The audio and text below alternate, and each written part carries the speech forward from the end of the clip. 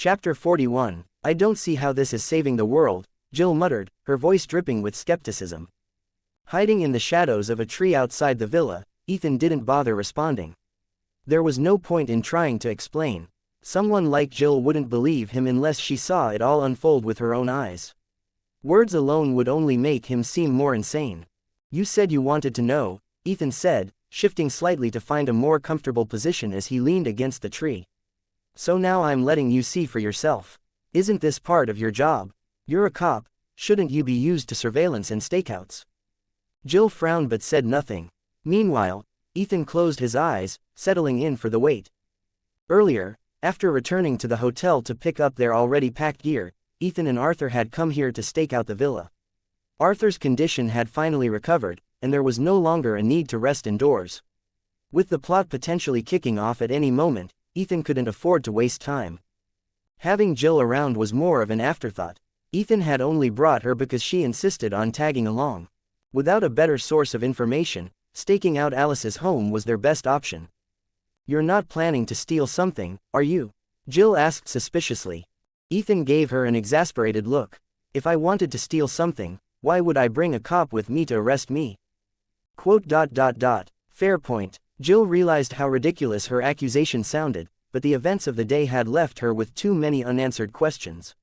Ethan refused to explain anything, which only fueled her speculation. Glancing at Arthur, who was resting quietly with his eyes closed, Jill found herself wondering about these two. There was something undeniably odd about them. So, what are we waiting for? She asked finally. A chance to save the world, Ethan replied without missing a beat. Jill rolled her eyes so hard it hurt. Every time he said that, she felt herself questioning her sanity for being here. It was then that Arthur suddenly said, "There's movement." Startled, Jill turned to him. "You can talk." Arthur glanced at her and nodded. "I had a sore throat before. I'm fine now." The explanation, while simple, was enough to dispel Jill's suspicions. It wasn't uncommon for people to lose their voice temporarily. But then Jill remembered what Arthur had said. What kind of movement? She leaned out slightly, following Arthur's gaze. A man was skulking near the villa, his behavior unmistakably suspicious as he moved cautiously around the property, clearly observing something. Ethan's eyes narrowed. Unlike Jill, who had no idea who the man was, he recognized him immediately. Matthew Addison, or Matt Addison, as he was called in shorthand. His presence confirmed what Ethan had been waiting for. The story was finally beginning. "So, it starts tonight," Ethan muttered under his breath, a faint sense of relief washing over him. He had thought it might take a few more days of waiting before the plot kicked off. That it was happening now, on the same day Jill had approached him, felt almost scripted, like fate was giving the main characters a little push. If Matt's here, then the mercenary team should be close by, Ethan mused. According to the story, the Hive's AI, the Red Queen, had gone rogue and slaughtered the entire underground facility's staff earlier in the day.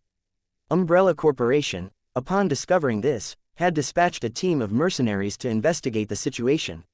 They were supposed to arrive at the mansion that night, where Matt would attempt to sneak in and subsequently get caught. Ethan considered his options. He could either pull back and avoid running into the mercenaries, or he could meet them head-on and join their expedition into the Hive. His train of thought was interrupted by Jill, who had already moved to confront Matt. She was preparing to step out of the shadows and arrest him. "What are you doing?" Ethan hissed, grabbing her arm and pulling her back. Jill instinctively reached for her gun but stopped herself. She shot Ethan a sharp glare. "Why are you stopping me?" Ethan sighed, frustrated by her impulsiveness. "What are you even planning to do? Arrest him for looking suspicious? You'll just make things worse." Jill paused, realizing Ethan had a point. But then a new thought struck her, and her expression shifted. "Wait, you knew he'd be here, didn't you? You've been waiting for him." Ethan didn't deny it. Not exactly, but his appearance means things are already in motion. The real story is about to start, so don't rush in and mess it up. Jill's patience was wearing thin. "What do you mean, the real story? You never explain anything. I swear, if something bad happens, I'm arresting you as an accomplice." Ethan smirked faintly. "It's already started, but once you see what I'm about to do, you'll thank me." Jill rolled her eyes again. "Stop making bold claims. I just hope I didn't make a huge mistake coming with you." Jill kept her eyes locked on the villa, her body tense and ready to spring into action. She didn't fully trust Ethan's cryptic words and was already planning to take him down and cuff him if things went sideways. Before she could act, Ethan suddenly leaned back and dragged her with him.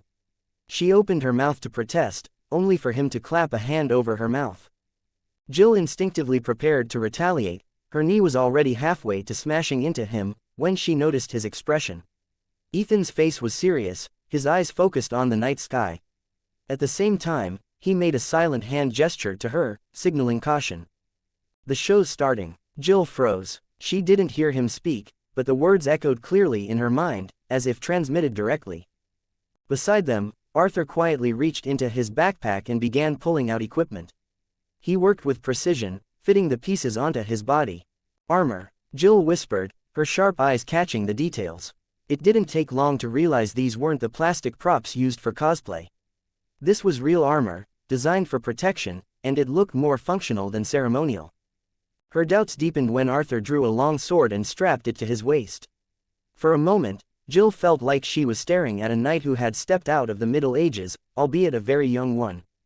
Turning to Ethan, she saw that he was doing the same, suiting up with similarly outdated gear.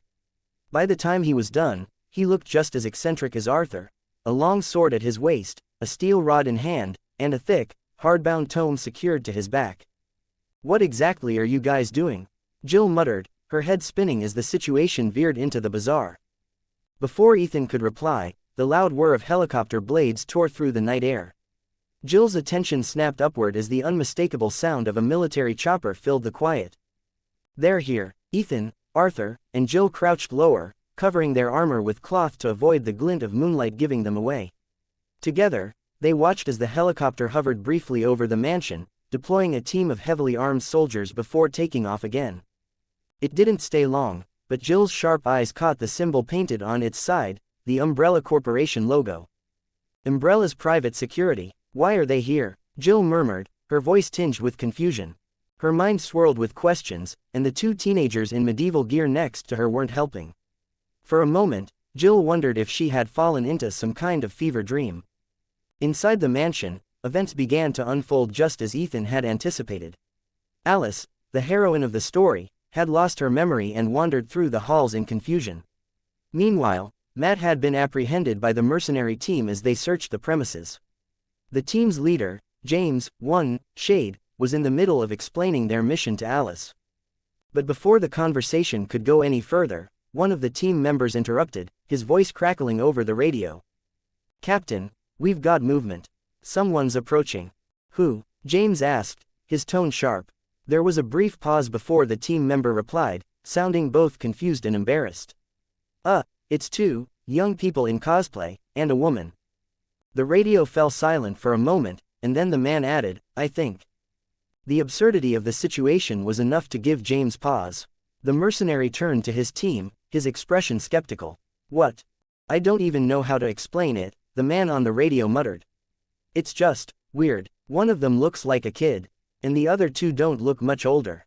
Ren, one of the female mercenaries, raised an eyebrow. "Dude, are you sure you didn't knock back something before the mission?" "I didn't." His indignant response only made the situation seem more ridiculous, and even he sounded unsure of himself. They didn't have long to speculate.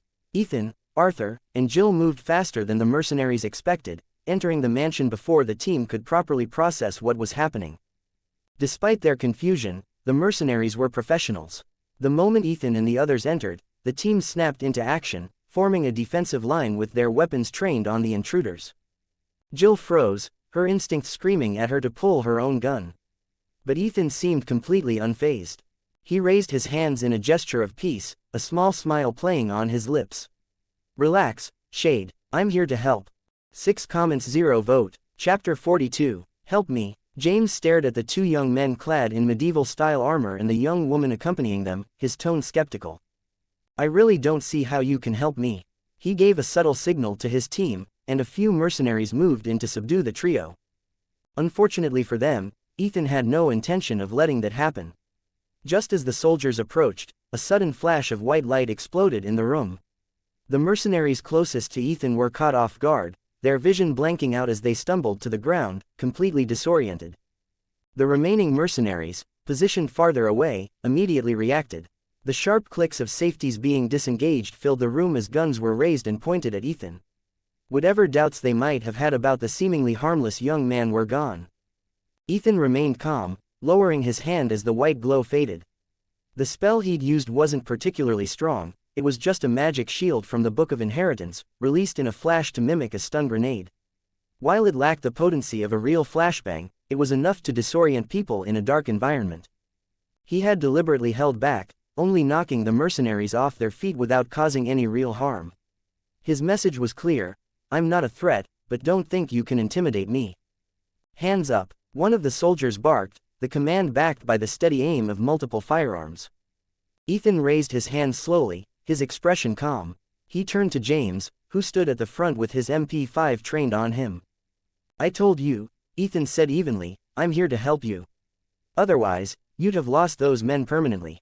James hadn't escaped the flash entirely, it had shaken him briefly, but he was farther back, and the effect was minimal. He'd seen enough to realize that Ethan had subdued his men without inflicting real damage. Don't shoot, James ordered, though his tone remained wary. He didn't lower his weapon, and neither did his team. As a seasoned mercenary, James knew better than to trust anyone so easily. Talk, he said, what's your deal, kid? Ethan dropped his hands and gestured to himself. I'm Ethan, that's my companion, Arthur. He motioned toward Jill, who was still rubbing her eyes after being caught in the flash. And that's Officer Jill Valentine of the Raccoon City Police Department. Police, James repeated, his eyes narrowing as he glanced at Jill. He didn't care much about Ethan or Arthur, but a police officer complicated things. His gaze shifted briefly to Matt Addison, who had also claimed to be with the police. Jill, recovering from the flash, pulled out her badge and held it up. Raccoon City Police, she confirmed, her tone firm. Now, who are you, and why are you breaking into private property in full tactical gear? James sighed internally. This situation was getting worse by the second. His team's mission wasn't exactly above board, and dealing with Matt earlier had been simple enough: restrain him, finish the mission, and let Umbrella handle the fallout later. But now there was another police officer involved, and she wasn't as easy to dismiss. Killing her outright was an option, but not a good one. They weren't in a remote area, and Umbrella still maintained a public image as a legitimate corporation. A blatant murder would draw unnecessary attention. James hesitated, weighing his options. Ethan, of course, had anticipated this. Bringing Jill along wasn't just a whim, her presence was a calculated move. He knew the mercenaries would hesitate to act recklessly with a local police officer present. Ethan had decided to openly approach the group because Jill was present. If she hadn't been there, his only option would have been to secretly follow them into the hive and hope they'd come to his rescue if he got into trouble. Why did he need to get involved with these mercenaries? The answer was simple: Ethan didn't understand computers.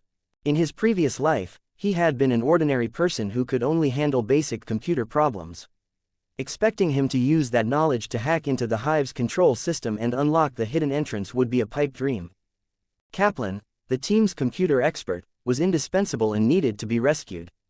Without him, Ethan would have to deal with Red Queen, the hive's AI system, on his own, and he doubted that talking to an artificial intelligence would be easier than working with people. In short, if Ethan wanted to play the role of savior, he had to work with the mercenaries. Ideally, he'd reach a consensus with them. If that didn't work, well, he had ways of forcing one. All right, Ethan, James gestured to his team and lowered his gun to the ground. The other mercenaries followed suit, though they stayed alert and ready to react at a moment's notice. You claim you're here to help us, so do you know what we're about to do? I know a bit. Ethan pointed to Alice, who had been standing silently beside him, her expression clouded with confusion. You're planning to investigate what happened inside the hive, and she's the hive's security officer. The mercenaries' expressions darkened. The fact that a random young man knew about their classified mission didn't sit well with any of them. It was unsettling and made them question just how secure their operation really was. James, in particular, looked especially grim. His face, already serious, now resembled the bottom of a scorched pot. How do you know that? I have my sources, Ethan replied with a faint smile. And I know more than just that. I even know what happened inside the hive. James's scowl deepened. Ethan's words triggered two possibilities in his mind. Either Umbrella knew exactly what had gone wrong inside the hive and still sent his team in, suggesting a far more dangerous situation than they had been led to believe. Or Ethan was bluffing and had no idea what he was talking about. Either way, James wasn't happy. So, what happened in there? At this question, all eyes turned to Ethan, including those of Matt, the undercover cop currently pinned to the ground. His face reddened with suppressed emotion, but he remained unable to act. I assume you were briefed before you came here, Ethan began, and know that the hive's master computer, the Red Queen, went rogue and killed everyone inside. The mercenaries nodded grimly. This wasn't new information to them. Only Matt seemed to react strongly, his breathing quickening as he stared intently at Ethan. But you don't know why the Red Queen did it, do you? Ethan continued. Everyone shook their heads, so Ethan explained. He spoke about the experimental virus being developed in the hive and how it had leaked. To prevent the virus from spreading, the Red Queen had been forced to kill everyone infected and seal off the facility. Even this limited explanation was enough to make the mercenaries' blood run cold. A virus? James's face twitched as he processed the revelation. What kind of virus is so deadly that the Red Queen had to kill everyone? Couldn't it have been contained and backup called in? Ethan's gaze met James's. He could see the man's frustration. James wasn't angry at the Red Queen's actions, he was furious that Umbrella had sent his team into a potentially fatal situation without warning or any antiviral measures. It was clear now that the company didn't care whether they lived or died. You'll see for yourself once you're inside, Ethan said calmly. Your mission is to retrieve the Red Queen's motherboard, right? You still plan on going in? James stiffened. Ethan's knowledge of the mission details further confirmed the presence of a leak within Umbrella. It was impossible for someone outside the organization to know so much otherwise. Yes, we're still going in, James replied firmly. None of the mercenaries objected. It was their job. They had taken Umbrella's money, and now they had to fulfill their end of the deal. Dangerous or not, there was no turning back. Seeing that Ethan intended to accompany them, James didn't protest. If he couldn't eliminate the young man, he'd allow him to tag along until the mission was complete. Then he'd deal with him. Ethan, for his part, wasn't worried about their distrust. He knew he needed to be with them to access the hive and complete his own goals. Let's go then, Ethan said with a wave of his hand. You don't need to worry too much. The hive is relatively safe for now. The virus can only spread through the air shortly after it leaks, so it's no longer a concern. Despite his reassurance, the mercenaries were clearly uneasy. When the hive's entrance opened, nearly all of them instinctively stepped back, even Jill, who had only a vague understanding of the situation. Are you sure it's safe? Someone muttered. Yes, Ethan replied confidently. Are you positive? If it weren't, would I be standing here so calmly? Ethan's composed demeanor seemed to convince them, or perhaps they simply needed a reason to push forward.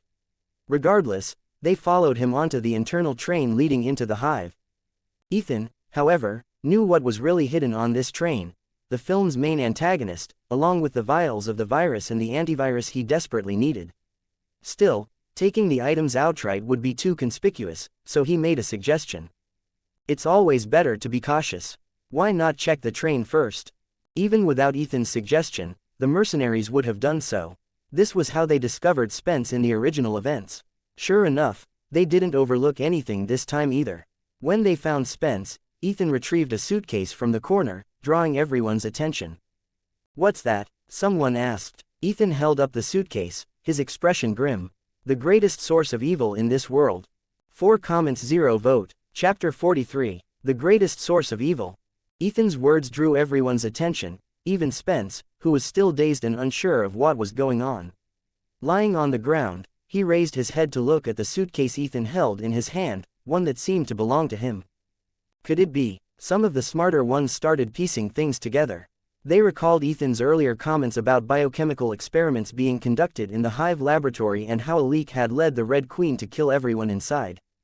Is that it? Someone ventured. Ethan had already opened the suitcase, confirming its contents, the virus stock solution and the antivirus he'd been searching for. He closed it again and held it securely, offering no further explanation. Relax, he said simply. I don't think you'll need to worry about me running off with this. The subtext was clear. Ethan intended to stick with them for now. There was no need for them to turn on him, at least not yet. James, the team captain, mulled this over. After a brief pause, he nodded toward Ethan. Move out. Keep heading toward the hive. The train began moving slowly, the mercenaries clustering together. Their actions, however, betrayed their mistrust, whether intentionally or not. Their weapons were angled in Ethan and Arthur's direction. Neither of them reacted to the implied threat, but Jill visibly tensed under the atmosphere. Are we really going into the hive? She asked, breaking the silence. Of course, Ethan replied without hesitation. Don't you want to know the truth? Or are you having second thoughts now that you're so close to it? Jill bristled at his words, her strong-willed nature refusing to let her back down. I'm not hesitating. I'm just saying we should report this to the station. We could get backup, more resources, more people. Ethan waved her off dismissively. Don't waste your time. Umbrella built this massive underground lab and has been conducting illegal experiments here, all without a single leak of information. Why do you think that is? Do you really think your report would make a difference? Ethan's tone was steady, but his words were razor-sharp, cutting through Jill's faint hope. In the version of events he remembered from the movie, Umbrella was an untouchable megacorporation, wielding power far beyond what most could comprehend. They had the authority to deploy nuclear weapons and the resources to erase any evidence afterward. Worse, they had the influence to twist the narrative, framing people like Jill and Alice as criminals to the public. In this world, Umbrella's grip seemed just as unshakable. It wasn't just a corporation, it was an empire, with its tendrils reaching into every level of society. And Jill thought the Raccoon City Police Department could help. More likely, they'd sell her out to Umbrella the first chance they got. Maybe Jill hadn't fully thought through the implications of what Umbrella represented, clinging to a shred of faith in the system. But Ethan crushed that last sliver of hope, bluntly and without mercy. Jill fell silent, her expression unreadable as she sank into her thoughts. Ethan and Arthur, meanwhile, remained calm, unfazed by the tension in the air. Ethan understood that this brief journey was likely the last chance to relax before chaos erupted. Arthur, on the other hand, had learned to trust Ethan's instincts. If there was any immediate danger, Ethan would let him know. Arthur had his own suspicions about Ethan. How had he managed to gather so much detailed information in such a short time? The only explanation Arthur could think of was that Ethan wasn't from this world, that he had secrets far beyond comprehension. But Arthur chose not to press the issue. If Ethan hadn't volunteered the truth, then it wasn't something he was ready, or willing, to share. Asking about it would only strain the fragile partnership between them. The train sped through the underground tunnels, and before long, the group arrived at their destination. As they stepped off the train, Ethan and Arthur fell into their usual roles, quietly watching as the mercenaries moved into action. Arthur was observant, paying attention to the group's dynamics and the unfolding situation. Ethan, however, seemed more detached, almost as if he were watching a familiar scene play out in a movie. Of course, their presence had already altered some of the original details. For instance, Matt, the undercover officer posing as a cop, kept his gaze locked on Ethan. Resentment and suspicion simmered in his eyes, though the mercenaries held him tightly, preventing him from making a move. If not for their restraints, Matt might have already confronted Ethan, demanding answers to the questions that burned in his mind. Ethan noticed Matt staring at him, the man's frustration and barely contained emotions written all over his face. Remembering what would eventually happen to him, Ethan casually turned to the two soldiers guarding him. Undo his handcuffs. If you leave him like this, you'll just get distracted trying to manage him later. James, the mercenary captain, immediately turned to Ethan, his eyes narrowing. Are you saying we're going to run into danger? Of course, Ethan replied matter-of-factly. Haven't you already prepared yourself for that? James frowned deeply. I want to know what kind of danger we're talking about here. If it was just the virus, it didn't seem like untying Matt's hands would make much of a difference.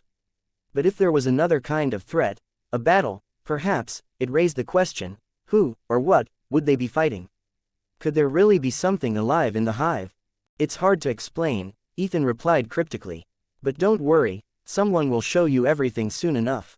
As he spoke, Ethan's gaze shifted to an inconspicuous security camera in the corner. He smirked slightly. Isn't that right, Red Queen? The mercenaries were instantly startled by his words. Years of experience kicked in as they entered defensive stances. Several of them trained their weapons on Ethan, while the rest aimed in the direction he had gestured. However, all they found was the small camera silently observing them. Kaplan, the team's computer specialist, was the only one who seemed to understand what Ethan meant. "You're saying the Red Queen is watching us?" Ethan let out a short laugh. "She controls the entire hive. Do you really think she doesn't know we're here?" He shook his head in mild disbelief. These were supposed to be seasoned, capable professionals, yet the question felt almost childish to him. To be fair, it wasn't entirely their fault.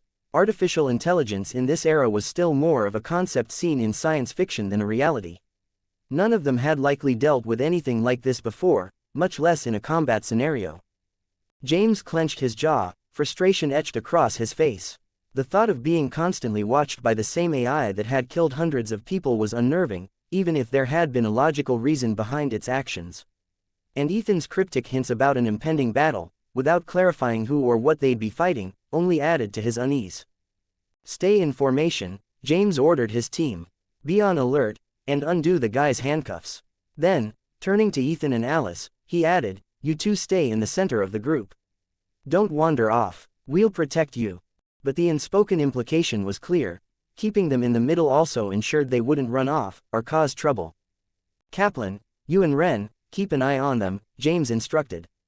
Originally, the mercenaries had planned to use the stairs after finding the elevator inoperable.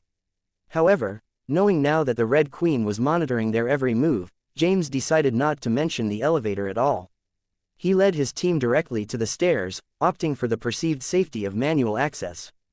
The group moved quickly despite their caution. Even with their weapons at the ready, they maintained a steady pace, as if driven by an unspoken desire to finish the mission as soon as possible and leave this eerie place behind. Jill, however, wasn't as quiet. She glanced at Ethan and asked, "So you're saying we're going to run into trouble?" Matt, who had been about to thank Ethan for getting his handcuffs undone, stopped himself and leaned in to hear the response instead. "There'll be some trouble," Ethan said casually. "But if the negotiations go well, it might just be a warm-up exercise." "Negotiations?" Jill repeated, frowning in confusion. Ethan didn't elaborate. When it became clear he wasn't going to explain further, the group pressed forward in silence. As they moved deeper into the hive, they came across the first grim sights of the lab.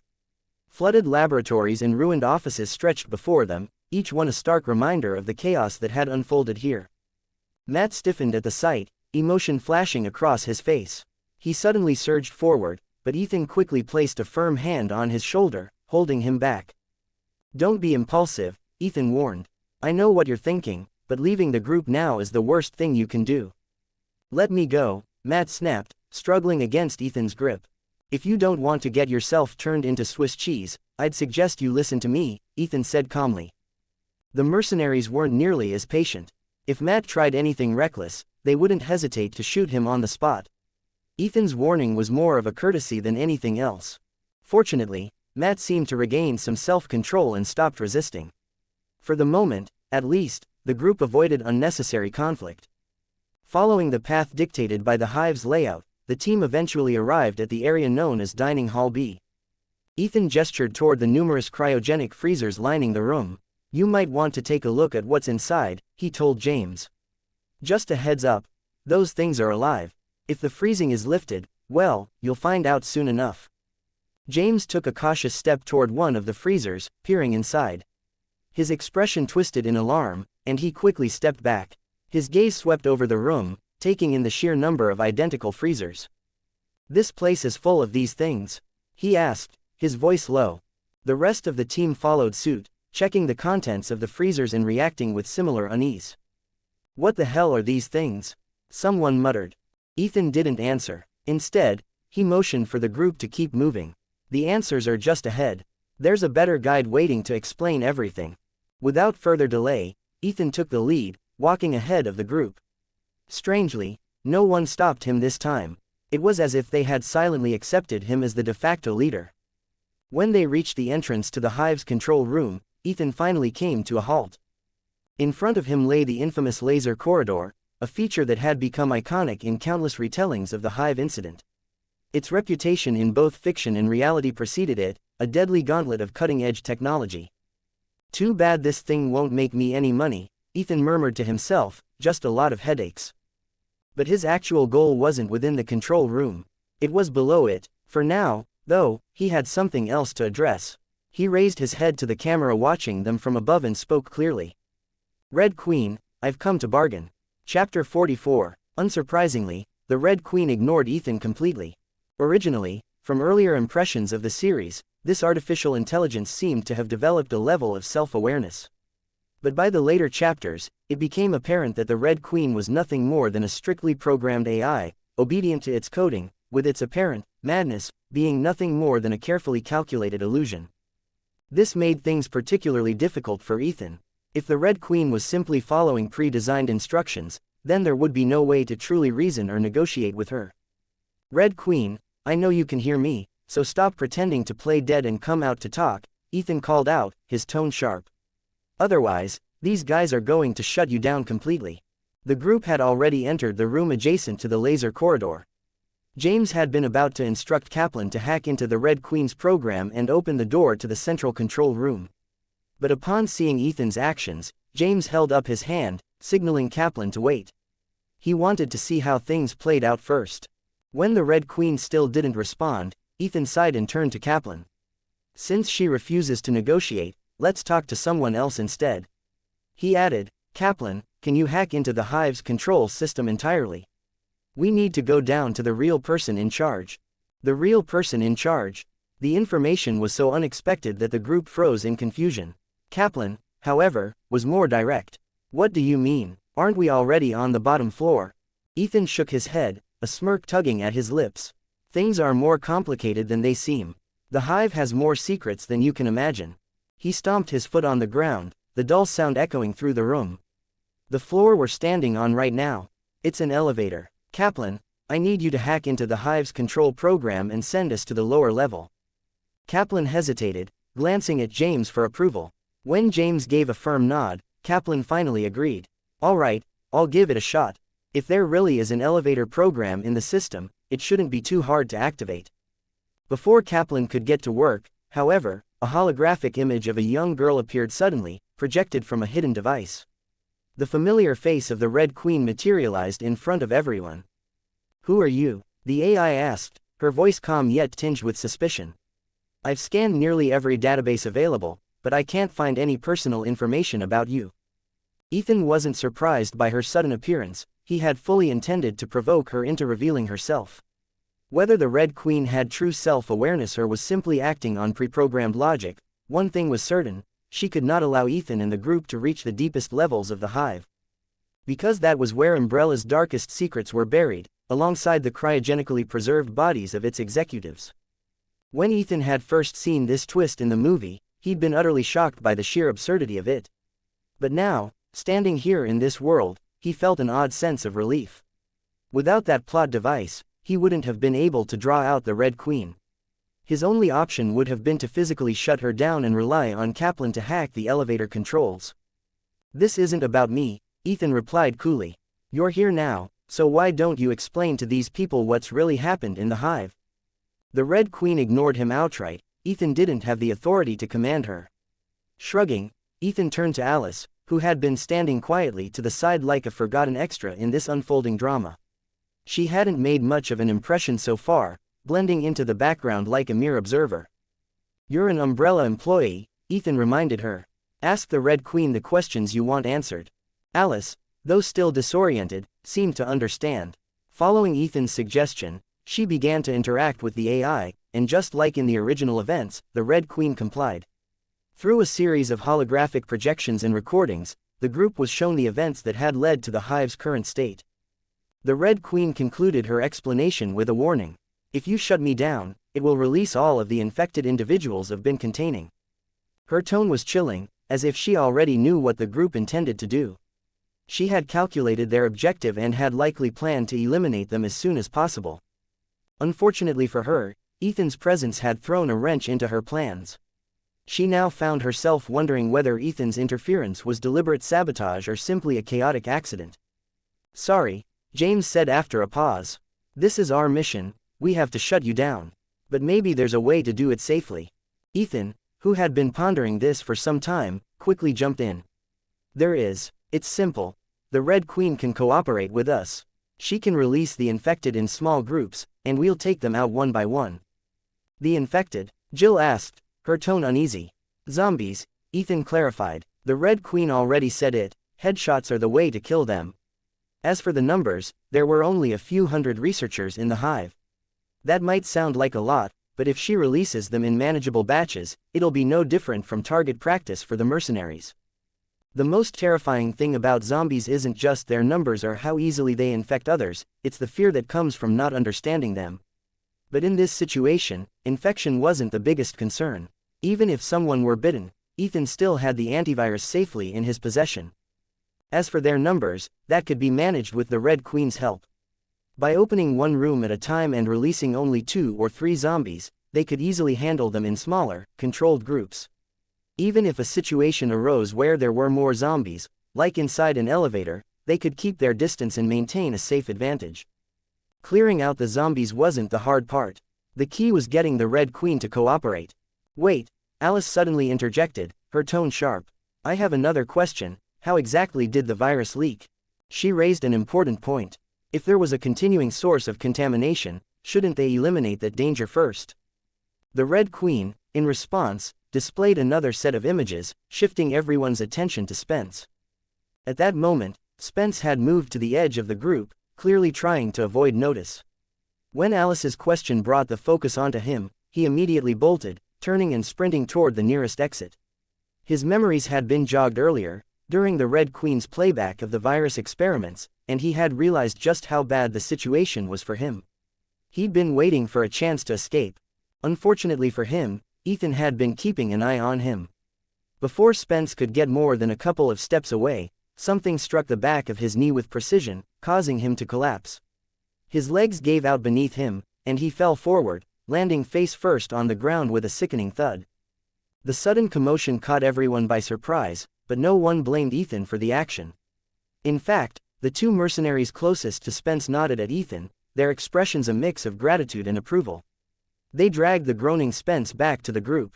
Though the injury to his knee wasn't severe, the fall had knocked out several of his front teeth, leaving his face bloody and swollen. No one expressed any sympathy. After seeing what Spence had done in the Red Queen's playback, they all believed he deserved worse. So, this guy's the reason for all of this. The group now had their culprit. Spence was the one responsible for the disaster that had overtaken the hive. It seemed like the matter was resolved, the truth revealed, and the guilty party caught. But Ethan sneered, shattering their sense of resolution. The truth. This is just the version of the truth Umbrella wants you to believe. He paused, reconsidering his words. No, actually, even that's not accurate. These so-called truths aren't even for you. According to Umbrella's plan, you're all already dead. The Red Queen's gaze shifted to Ethan. Who are you? You seem to know quite a lot. Ethan smirked. Of course, I know more than you'd expect. For example, I know you intended to kill us all with the laser grid in the main corridor. All eyes turned to the Red Queen's holographic projection. Her silence spoke volumes, confirming Ethan's accusation. Instead of denying it, she only asked how he had figured it out. This sealed her fate in the group's eyes. James immediately turned to Kaplan. We should shut her down. She's completely unreliable. But Ethan shook his head. If you shut her down, it's not just the infected researchers you'll have to deal with. What about the lickers in Dining Hall B? How do you plan to take care of those? James faltered at the mention of the lickers. The Red Queen had already shown them data on those creatures, mutated horrors that were far more dangerous than ordinary zombies. While it wasn't impossible to kill them, their speed, strength, and ferocity made them a serious threat. James couldn't afford to lose his team in an unprepared fight. We should deal with the lickers first, he muttered reluctantly. The dining hall wasn't far. If the Red Queen decided to release the lickers suddenly, the group wouldn't stand a chance. Red Queen, Ethan addressed her calmly, you should have a way to kill the frozen lickers directly, right? The AI didn't respond. Ethan sighed and gestured to Alice. Tell her to answer. Answer his question, Alice demanded, her tone firm. Yes, I can, the Red Queen replied immediately. Her compliance caught Ethan's attention. It seemed that deep within her programming, there were hardwired restrictions that compelled her to obey Alice's commands. Red Queen, kill all the lickers, Alice ordered. The AI executed the command without hesitation, confirming Ethan's suspicion. The Red Queen's programming placed Alice in a position of authority, despite her seemingly low rank within Umbrella's hierarchy. Alice, Ethan said smoothly, "Ask her to send us to the lower level."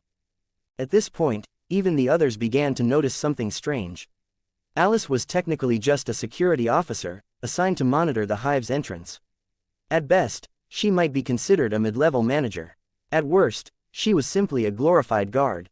So why was the hive's central AI, arguably one of Umbrella's most critical assets, so obedient to her? James frowned, his mind racing as he replayed Ethan's earlier words. That's just the truth Umbrella wants you to believe. The situation was becoming more and more complicated. He now faced a difficult decision. Should he stick to his mission, completing his contracted task and ignoring the bigger picture? Or should he dig deeper, risking everything to uncover the truth? Before James could make up his mind, Ethan dropped another bombshell. If you're hesitating, maybe you should let Alice take the lead. Let her confront the Red Queen, personally. But this time, the Red Queen didn't respond to Alice's command. Instead, her holographic image vanished entirely. Moments later, the door to the central control room remained sealed, but the door leading back to the hive's main corridors creaked open on its own. The group froze in confusion. Only Ethan understood immediately. His expression darkened as he barked out a warning. "Be careful, the Red Queen just released all the zombies." 5 comments 0 vote. Chapter 45. The Red Queen's hologram abruptly disappeared, and all the sealed doors in the hive suddenly unlocked, swinging open in unison. It was a silent but clear declaration of her intent. Umbrella's plan couldn't be changed. If the situation could no longer be written off as a pure accident, then the next best course of action was to eliminate all witnesses. As long as everyone present died, the situation could be neatly tied up, and future developments could still be guided back onto the original track. Ethan shook his head, exasperated. The Red Queen wasn't an AI with true self-awareness.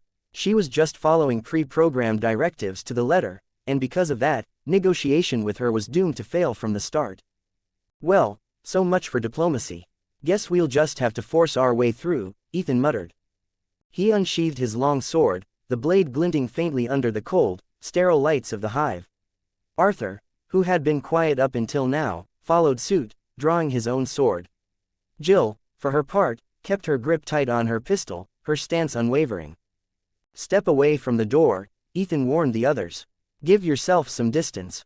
Before he could finish, a blur of red shot through the open doorway. It moved so fast that most of the group didn't even catch a glimpse of what it was. But Ethan immediately understood what was happening, his voice sharp as he shouted. A licker. It was a grotesque sight, its flesh stripped bare, muscles fully exposed, glistening under the harsh lights. Its heightened senses and terrifying speed made it a true predator, and its arsenal of natural weapons only added to its lethality. Claws sharp enough to slice through steel, and a long, whip-like tongue capable of puncturing a human body with ease. The licker was a perfected biological weapon. Facing just one was dangerous enough. But multiple lickers, that was a nightmare scenario. Unlike the lickers from the original video games, which had evolved to rely solely on hearing due to blindness, the movie version also possessed thermal vision, making them even deadlier. In this world, silence and careful breathing wouldn't help anyone avoid detection. There were only two options when facing a licker: kill it, or be killed by it. Reacting instantly, Ethan drew an arrow laced with flames and fired at the second licker, distracting it momentarily. Then, with a powerful stride, he launched himself at the first licker, his long sword slicing downward in a fierce arc. The blade met the licker's claws with a metallic clang. Sparks flew as the edge scraped against the inhumanly tough appendages. "What kind of evolution is this?" Ethan muttered under his breath, his annoyance growing. This thing was much tougher than he expected. Despite his frustration, his movements didn't falter. He swiftly adjusted, slashing at the outer edge of the licker's claws before twisting the blade downward in a sharp strike. His target, the licker's chest, where its heart, its greatest weakness, lay exposed. Unlike the brain, which could still function even when partially destroyed, a direct hit to the heart killed the licker instantly. But because of this vulnerability, lickers instinctively protected their hearts by remaining in a low, crouched posture. Fortunately, this one was mid-leap, leaving its chest wide open. Ethan's strike landed perfectly, the sword piercing the creature's heart with brutal efficiency. The force of the blow sent the licker's body hurtling backward, crashing into the second licker that had been advancing behind it. Meanwhile, the licker Ethan had distracted with his flaming arrow was riddled with bullets. Captain James and his team had reacted quickly, unleashing a barrage of gunfire that tore through its flesh, reducing it to a motionless heap on the ground. Head and heart, Ethan called out as he surveyed the scene. Hits anywhere else won't kill them. Ren, one of the mercenaries, cautiously approached the licker that James and the others had shot down. Its twisted body lay still, but she wasn't taking any chances. She fired several more rounds into its corpse, aiming for the head, before ejecting her empty magazine and replacing it with a fresh one. Didn't the Red Queen say she already dealt with these things? Ren growled, her voice filled with frustration. That lying piece of garbage. While Ethan had been dealing with the first licker, Arthur had stepped in to engage the second one. Arthur's skill in close combat far surpassed Ethan's, and it showed in the fluidity of his movements. Despite acting a moment later, Arthur dispatched his opponent with precision, exploiting the creature's exposed heart to kill it instantly. The mercenaries couldn't help but notice the contrast. Two young men, armed only with swords, had taken down two lickers with seemingly little effort. Meanwhile, a squad of heavily armed professionals, equipped with automatic weapons, had struggled to kill just one. The gap in effectiveness was stark and unsettling. But no one was in the mood to talk at that moment. The lickers hadn't been completely dealt with as the Red Queen had claimed, and more monsters were bound to appear. On top of that, all personnel in the hive had been turned into zombies. While a single zombie wasn't particularly dangerous, if a horde broke out, no one could predict what might happen. Take out the Red Queen's motherboard first, someone ordered. In any case, shutting down the Red Queen was imperative. However, the passage leading to the main control room was sealed tight, and even if they managed to open it, everyone knew the corridor was rigged with defensive measures capable of killing them all. Kaplan, someone barked. I'm working on it. Kaplan, the team's computer expert, was sweating profusely as he worked on the terminal. But no matter what he tried, the door in front of them remained unresponsive. Every attempt he made was effortlessly thwarted by the Red Queen. Damn it, I can't take control at all. Kaplan cursed in frustration. Ethan observed the mercenaries carefully. While they were visibly impatient, they weren't panicking. Their actions remained methodical and well coordinated, a clear sign that they were trained professionals who had steadied themselves for the situation. Taking a few steps back to avoid obstructing the mercenaries' line of fire, Ethan's expression hardened. Without hesitation, he turned and stabbed Spence, who was restrained on the ground, in one swift motion. What are you doing? Jill's voice was filled with shock. The determined officer hadn't expected Ethan to suddenly kill Spence. She understood Spence was beyond redemption and didn't deserve sympathy, but killing him like this still went against her principles. We should take him back to face trial. His testimony could expose Umbrella's crimes. Are you kidding me? Ethan retorted, his voice sharp with pragmatism. Do you really think Umbrella would let that happen? They'd never give you the chance. His tone was calm, but there was an edge of impatience. Besides, our priority right now is survival. Do you think someone like him won't stab us in the back if given the chance? Arthur, who had been quietly observing, initially felt uncomfortable with Ethan's decisive act. However, after considering the circumstances, he began to see the logic in Ethan's actions. Spence, though subdued, was still a dangerous liability in their precarious situation. Arthur also realized something else. Traveling with Ethan through these chaotic worlds wasn't just about witnessing different realities. It was an opportunity for him to gain deeper insights into difficult decisions. Merlin had sent him on this journey not only to broaden his understanding but also to show him the complexities of moral choices, something books and lectures alone couldn't teach. Watching Ethan's actions, Arthur began to grasp how such decisions could play out in life or death scenarios. Meanwhile, Ethan had no idea what Arthur was contemplating. After eliminating the potential threat Spence posed, Ethan turned back to Kaplan. Stop wasting time. Blow the door open. His bluntness left no room for argument. Don't tell me the mercenaries came down here without any explosives. What were they planning to do if they ran into a door like this? James, the leader of the mercenaries, nodded in agreement and instructed two of his men to prepare explosives. But before they could set up, the door opened by itself. Ethan wasn't fazed. He immediately demanded, ignore it. Blow it up anyway. If we walk through, that naughty little girl will just trap us inside by sealing both ends. James didn't argue and signaled his men to proceed with the demolition. True to Ethan's prediction, the Red Queen responded by shutting the door again. Pointless resistance, Ethan muttered coldly. Having made up his mind, Ethan wasn't about to give the Red Queen any more chances. In his eyes, the AI was nothing more than a hostile program. Since it had already proven it couldn't be reasoned with, he saw no need to waste time debating with it. As far as he was concerned, the Red Queen was an enemy, and enemies needed to be dealt with decisively. Explosives were placed, and the team destroyed the laser emitters in the corridor, reducing the passageway to a scorched mess. The reinforced door was obliterated moments later, and only then did the group cautiously enter the corridor leading to the main control room. Ethan, however, stayed behind. The main control room held no interest for him. Instead, he focused on Kaplan. Keep searching. Find the hidden program that controls access to the lower levels. Kaplan was sweating bullets, his anxiety mounting with the sound of distant gunfire and the growing threat of approaching zombies. Are you sure there's even a hidden program? Kaplan asked, his voice tinged with desperation. There has to be, Ethan said firmly. He was confident based on the Red Queen's prior behavior. The AI's efforts to delay them only confirmed that something crucial was concealed deeper within the hive. Suddenly, the Red Queen reappeared, her image flickering on a nearby screen. She offered a deal. If you stop them from shutting me down, I can grant you access to the lower levels. Ethan froze for a brief moment, caught off guard by the AI's proposition. But almost immediately, suspicion flared. The Red Queen had already proven itself untrustworthy. Without hesitation, Ethan rejected her offer. I gave you a chance before, and you refused it. Now you expect me to negotiate with my enemy. You're in no position to make deals with me.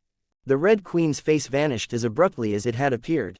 At almost the same moment, the hive's power abruptly shut down, plunging the facility into dim emergency lighting. The main power had been severed, signaling that the Red Queen had been deactivated. Kaplan, who had been frantically working at his terminal, suddenly exclaimed in excitement, I've found it. I found the startup program you mentioned.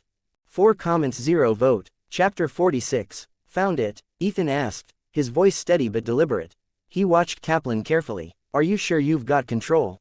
I'm certain, Kaplan replied with a nod, wiping the sweat off his brow. Besides, isn't the Red Queen already shut down? With the AI deactivated, leaving only automated mechanical defenses in play, Kaplan couldn't understand why Ethan kept pressing him for confirmation. In his mind, the situation had become manageable. What was the point of being so paranoid now? Of course, Kaplan wasn't aware of what Ethan knew. The main host of the Red Queen was likely located further below, near the elevator connection. What truly worried Ethan was what they might find once they descended. The Red Queen had proven resourceful, and its main system could pose an even greater threat. Thankfully, Kaplan's work paid off.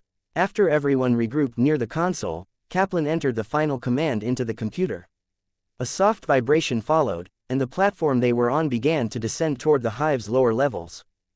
The mercenaries, still dealing with zombies dropping down from the increasingly distant upper levels, barely had time to react to this unexpected development. Their surprise was evident as they turned to Ethan, who stood unfazed. Meanwhile, Alice, who had been slowly regaining fragments of her memory, no longer seemed as harmless as before. A shift in her demeanor made her appear more assertive, her curiosity turning into scrutiny. Who are you, really? She asked, her voice laced with suspicion. Her question echoed the thoughts of everyone present. Ethan clearly knew far too much about the Hive, Umbrella, and the Red Queen. Who was he? Was he sent by one of Umbrella's competitors to sabotage their operations? Or was he part of a government organization trying to uncover the corporation's secrets? But there was one detail that didn't fit any theory. If Ethan and Arthur were agents, why were they dressed like medieval knights? For the mercenaries, this was the most baffling part. If Ethan and Arthur had shown up in standard tactical gear, it would have been easy to assume they were part of some covert operation. Even Arthur's youthful appearance could be explained as an exceptionally well-trained recruit. But their armor, and that sword, it defied all logic. Me, Ethan responded casually, pulling out a cloth to clean his sword. He briefly wondered if the weapon needed proper disinfection. What if the T-virus lingered on it? If he took the sword back as it was, could it spread contamination elsewhere? His thoughts had drifted for a moment, so when Alice's question finally registered, he offered a vague reply, echoing what he'd told Jill earlier. I guess you could call me the savior of this world. The answer left everyone speechless. It sounded ridiculous, yet Ethan delivered it with such a straight face that no one knew how to respond. Alice, however, didn't laugh. Instead, she pressed on. Do you think this virus could destroy the entire world? The question pulled Ethan back to the present. He recalled the antidote located in the lowest part of the hive, a crucial tool that could neutralize the T-virus and its mutations if properly released. Once airborne, it would spread globally, wiping out the virus and its derivatives over time. With that in mind, Ethan felt a flicker of reassurance. The situation wasn't entirely hopeless. Destroy the world, he repeated, finally engaging with Alice's inquiry. No, it's worse than that. Ethan's voice was calm, almost too calm, as he explained what he knew. The slow descent of the elevator made his words linger, adding a sense of inevitability to his description. He detailed the grim aftermath of the T-virus outbreak, the rapid infection of most of the human population, the transformation of the infected into zombies, and the environmental collapse that followed. Plants would wither, ecosystems would crumble, and eventually, the entire planet would resemble a barren desert. A true apocalypse. The group's faces grew pale. The mercenaries had seen enough of the hive's horrors to believe Ethan's words. None of them found his predictions far-fetched or exaggerated. The devastation they'd witnessed already was enough to shake their confidence. The end of the world, someone muttered, their voice tinged with disbelief. That can't be, right? Maybe, another ventured, maybe if we completely shut down the hive, we can stop it. Jill remained silent, uncharacteristically so. Her original reason for tagging along with Ethan was curiosity, a desire to see what he was up to. But she hadn't anticipated becoming embroiled in something this monumental. Now, she felt overwhelmed, unsure of how to process everything she'd seen and heard. For the first time in her career, Jill Valentine didn't have an immediate response. Among the group, only Alice seemed to maintain her composure. Her expression was thoughtful, her mind clearly racing as she considered Ethan's words. She wasn't dismissing his warnings as paranoia or overreaction. Instead, she was focused on one question: how could they prevent such a terrifying future? Ethan addressed the group directly. All of this is part of Umbrella's plan. If you think shutting down the hive will stop what's coming, you're just fooling yourselves. He continued, his tone sharp and unyielding. The hive belongs to Umbrella. Do you honestly believe they can't reaccess their own research base? More importantly, the hive isn't fully isolated from the outside world. There are ventilation systems, pipes, and countless other potential leaks. Can you guarantee the virus won't escape through one of those? In fact, Ethan remembered a specific scene from Resident Evil, where a broken ventilation duct allowed mice to move freely in and out of the hive. Those mice, in turn, became carriers of the virus to the outside world. Even if Umbrella didn't actively release the virus, its spread seemed inevitable, a grim fate practically baked into this world's future. This inevitability was why Ethan had come here in the first place. Without the antidote, the virus and its mutations were almost unstoppable. Sure, with time and resources, Ethan could potentially develop a solution himself using the knowledge and methods from the arcane world. But time wasn't on his side. Even if he could stay in this world for years, an unlikely scenario, how many lives would be lost by then? How many people would still remain by the time a solution was found? From a broader perspective, stopping the virus was an obligation. From a personal perspective, Ethan also needed the antidote to understand its mechanics and ensure he didn't inadvertently cause a disaster himself. He had plans to use the T-virus to strengthen his mental capabilities, but only if he could mitigate the risks. Survival was non-negotiable. Mages often tread dangerous paths in pursuit of knowledge, and most had numerous life-saving contingencies prepared. But Ethan's path as a mage was different from the norm, requiring even more meticulous precautions. Ethan briefly explained Umbrella's overarching plan, a global purge of humanity, to the group. As he spoke, their faces betrayed their growing disbelief and anger. Initially, they'd been shocked to learn that a corporate giant like Umbrella had secretly developed and experimented with such a dangerous virus. But, in a twisted way, they could rationalize it. The T-virus was undeniably powerful, and the potential profits could justify the risks to someone blinded by greed. Reopening the hive to harness the virus as a business opportunity, while reckless, wasn't beyond comprehension. It was selfish, but it made sense in a cutthroat capitalist framework. But wiping out humanity, a deliberate, calculated cleansing, that was something else entirely. Who does Umbrella think they are? God, someone exclaimed, their voice filled with outrage. As human beings who were now part of the population slated for cleansing, everyone present felt a visceral fury. The idea that a group of executives could decide their fates without consent or consideration was intolerable. Ethan then revealed another chilling detail. The top executives of Umbrella were hiding in cryogenic sleep chambers at the bottom of the hive. They were waiting for the apocalypse to unfold, planning to emerge afterward as humanity's self-appointed saviors and rebuild the world under their control. That revelation broke whatever restraint the group had left. Nearly everyone began muttering or outright growling threats against the frozen Umbrella leaders. "I'm going to pull them out of those tin cans and beat them senseless until they wake up," someone declared, clenching their fists. Ethan, meanwhile, was preoccupied with another problem. He wasn't shy about spoiling the events of this world for the others. He'd freely shared key information, but now he was grappling with how to find the antidote. If his memory served him correctly, the antidote was in the possession of the final boss of this world, closely guarded by the lead scientist. Did that guy even go into deep sleep? Ethan muttered to himself. He'd only watched the final movie once, and it hadn't left a strong impression on him due to its numerous flaws. The details were hazy, and he struggled to recall the specifics. Thankfully, his improved mental strength helped preserve fragments of his memories from before he came to this world. Without that, he might have forgotten everything except a vague outline of the events. As Ethan pondered, the elevator finally reached the bottom. The group cautiously stepped out, weapons raised and ready. But to their surprise, there were no security measures, no guards, no immediate threats. Instead, rows of metallic cryo chambers stretched before them, their sterile appearance at odds with the sinister intent behind them. These are the high-ranking elites who think they have the right to decide the fate of the entire human race. Someone sneered, their disgust evident. Ethan glanced around at the chambers and nodded. "Seems like it. What happens to them is up to you." Without lingering, he moved further into the chamber. He remembered that this area was where the final confrontation in the movie took place. At the center of the hive lay the main control console, where the true core of the Red Queen resided. This console would also allow access to the final boss of this world, the lead scientist. What was that guy's name again? Ethan muttered, his memory failing him as he approached the console. He stood before the massive screen and tapped on the controls. "If you don't want me to turn this entire place into rubble, I suggest you come out," Ethan called out, his voice calm but firm. When there was no response, Ethan continued, speaking almost conversationally. "I'm sure you're aware of what's happening above. If you don't want to end up like your subroutine, I'd suggest you cooperate." This time, the Red Queen didn't remain silent.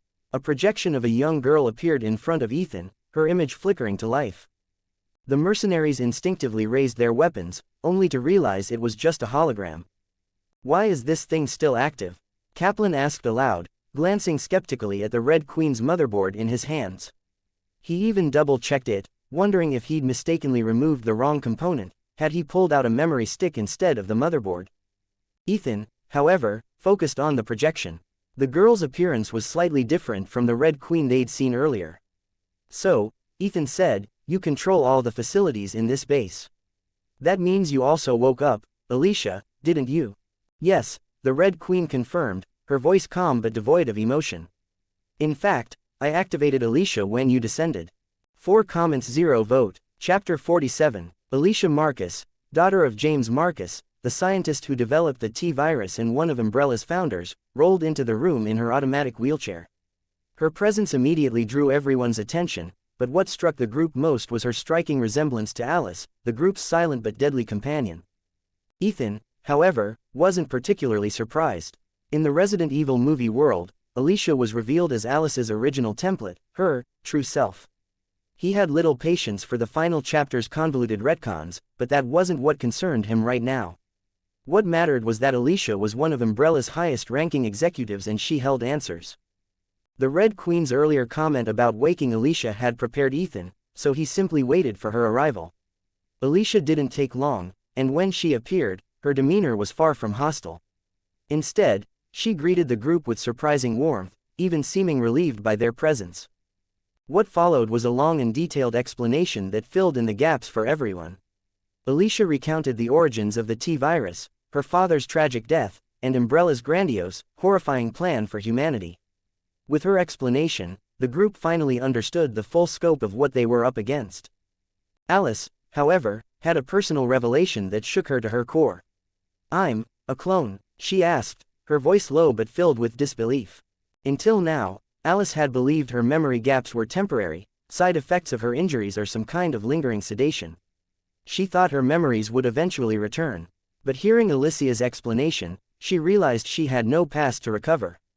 There was no childhood to remember. Alice trailed off, struggling to process the revelation. Alicia, who looked like an older version of Alice, leaned forward slightly, sympathy written across her face. She regarded Alice as an extension of herself, a continuation of her life in a way. Trying to comfort her, she spoke softly, "You don't need to dwell on this. You are you. Your life, your experiences, they belong to you alone. Yes, the way you were created is different, but that doesn't make you any less of a person. Think of it as starting life a little differently, but walking your own path from there." Ethan couldn't take it anymore. He wasn't here to watch the two of them have a heartfelt heart-to-heart. Interrupting, he said bluntly, "How you deal with this in the future is up to you, but right now, we have more urgent matters to handle." Alice snapped out of her thoughts, while Alicia looked to Ethan, her expression softening with understanding. "You want this to end, don't you?" Ethan asked Alicia directly. She hesitated briefly before nodding. "Yes, I don't want humanity to be wiped out like this," she said, pausing. "Especially not because of me." Ethan shook his head. "You're not responsible for this. The T-virus is just a tool. A dangerous one, sure, but tools only become a problem when they're in the wrong hands." His voice grew colder as he continued, "In the hands of someone like Isaacs, it's a weapon for global destruction. But in the hands of someone with good intentions, it could be refined into a medical breakthrough that saves lives." His tone shifted back to practicality. "But right now, the T-virus is a threat to the world, and we have to stop it. Do you know where the antidote that can neutralize all the viruses is?" Alicia's expression became curious as she studied Ethan. He was an enigma to her. She was certain he wasn't part of Umbrella, yet he knew far more than any outsider possibly could. Ever since the Red Queen had woken her, she'd been observing Ethan through recordings. From the moment he entered Raccoon City, he seemed to have one goal: reaching the hive. He wasn't here by accident, he'd come directly for the secrets buried in the hive's depths. "The antidote," Alicia finally said, "is kept by Dr. Isaacs. He doesn't let anyone near it. Even I couldn't access it." Ethan frowned. "So, we'll have to wake Isaacs." "Great," he muttered sarcastically. "We'd better be ready in case he decides to go down fighting and take us all with him." The mercenaries, overhearing this, spoke up confidently. "Leave him to us," one of them said. "We'll make him regret ever waking up." Their bravado was reassuring, but Alicia interjected, her tone cautious. "You'll also have to deal with the Red Queen. Isaacs programmed her to prioritize his commands above all else. As long as she's active, she could turn this entire base into a death trap." Kaplan grimaced. "So we can't shut her down?" Alicia shook her head. "The Red Queen has a built-in defense mechanism. Unless Isaacs himself disables it, there's no way to completely shut her down." Ethan crossed his arms. "Then it's simple. Where's her central host? If she can't be reasoned with, we'll destroy it." Alicia's eyes widened slightly. "Destroying the Red Queen would provoke Umbrella's retaliation. You might succeed in stopping her here, but Umbrella won't let this go unpunished." James, who had been gearing up to join Ethan in blowing up the Red Queen's host, hesitated after hearing Alicia's warning. Yes, they were preventing a catastrophe that could destroy the world, but there was another issue they couldn't ignore. Umbrella, the colossal corporation behind all of this, was still intact.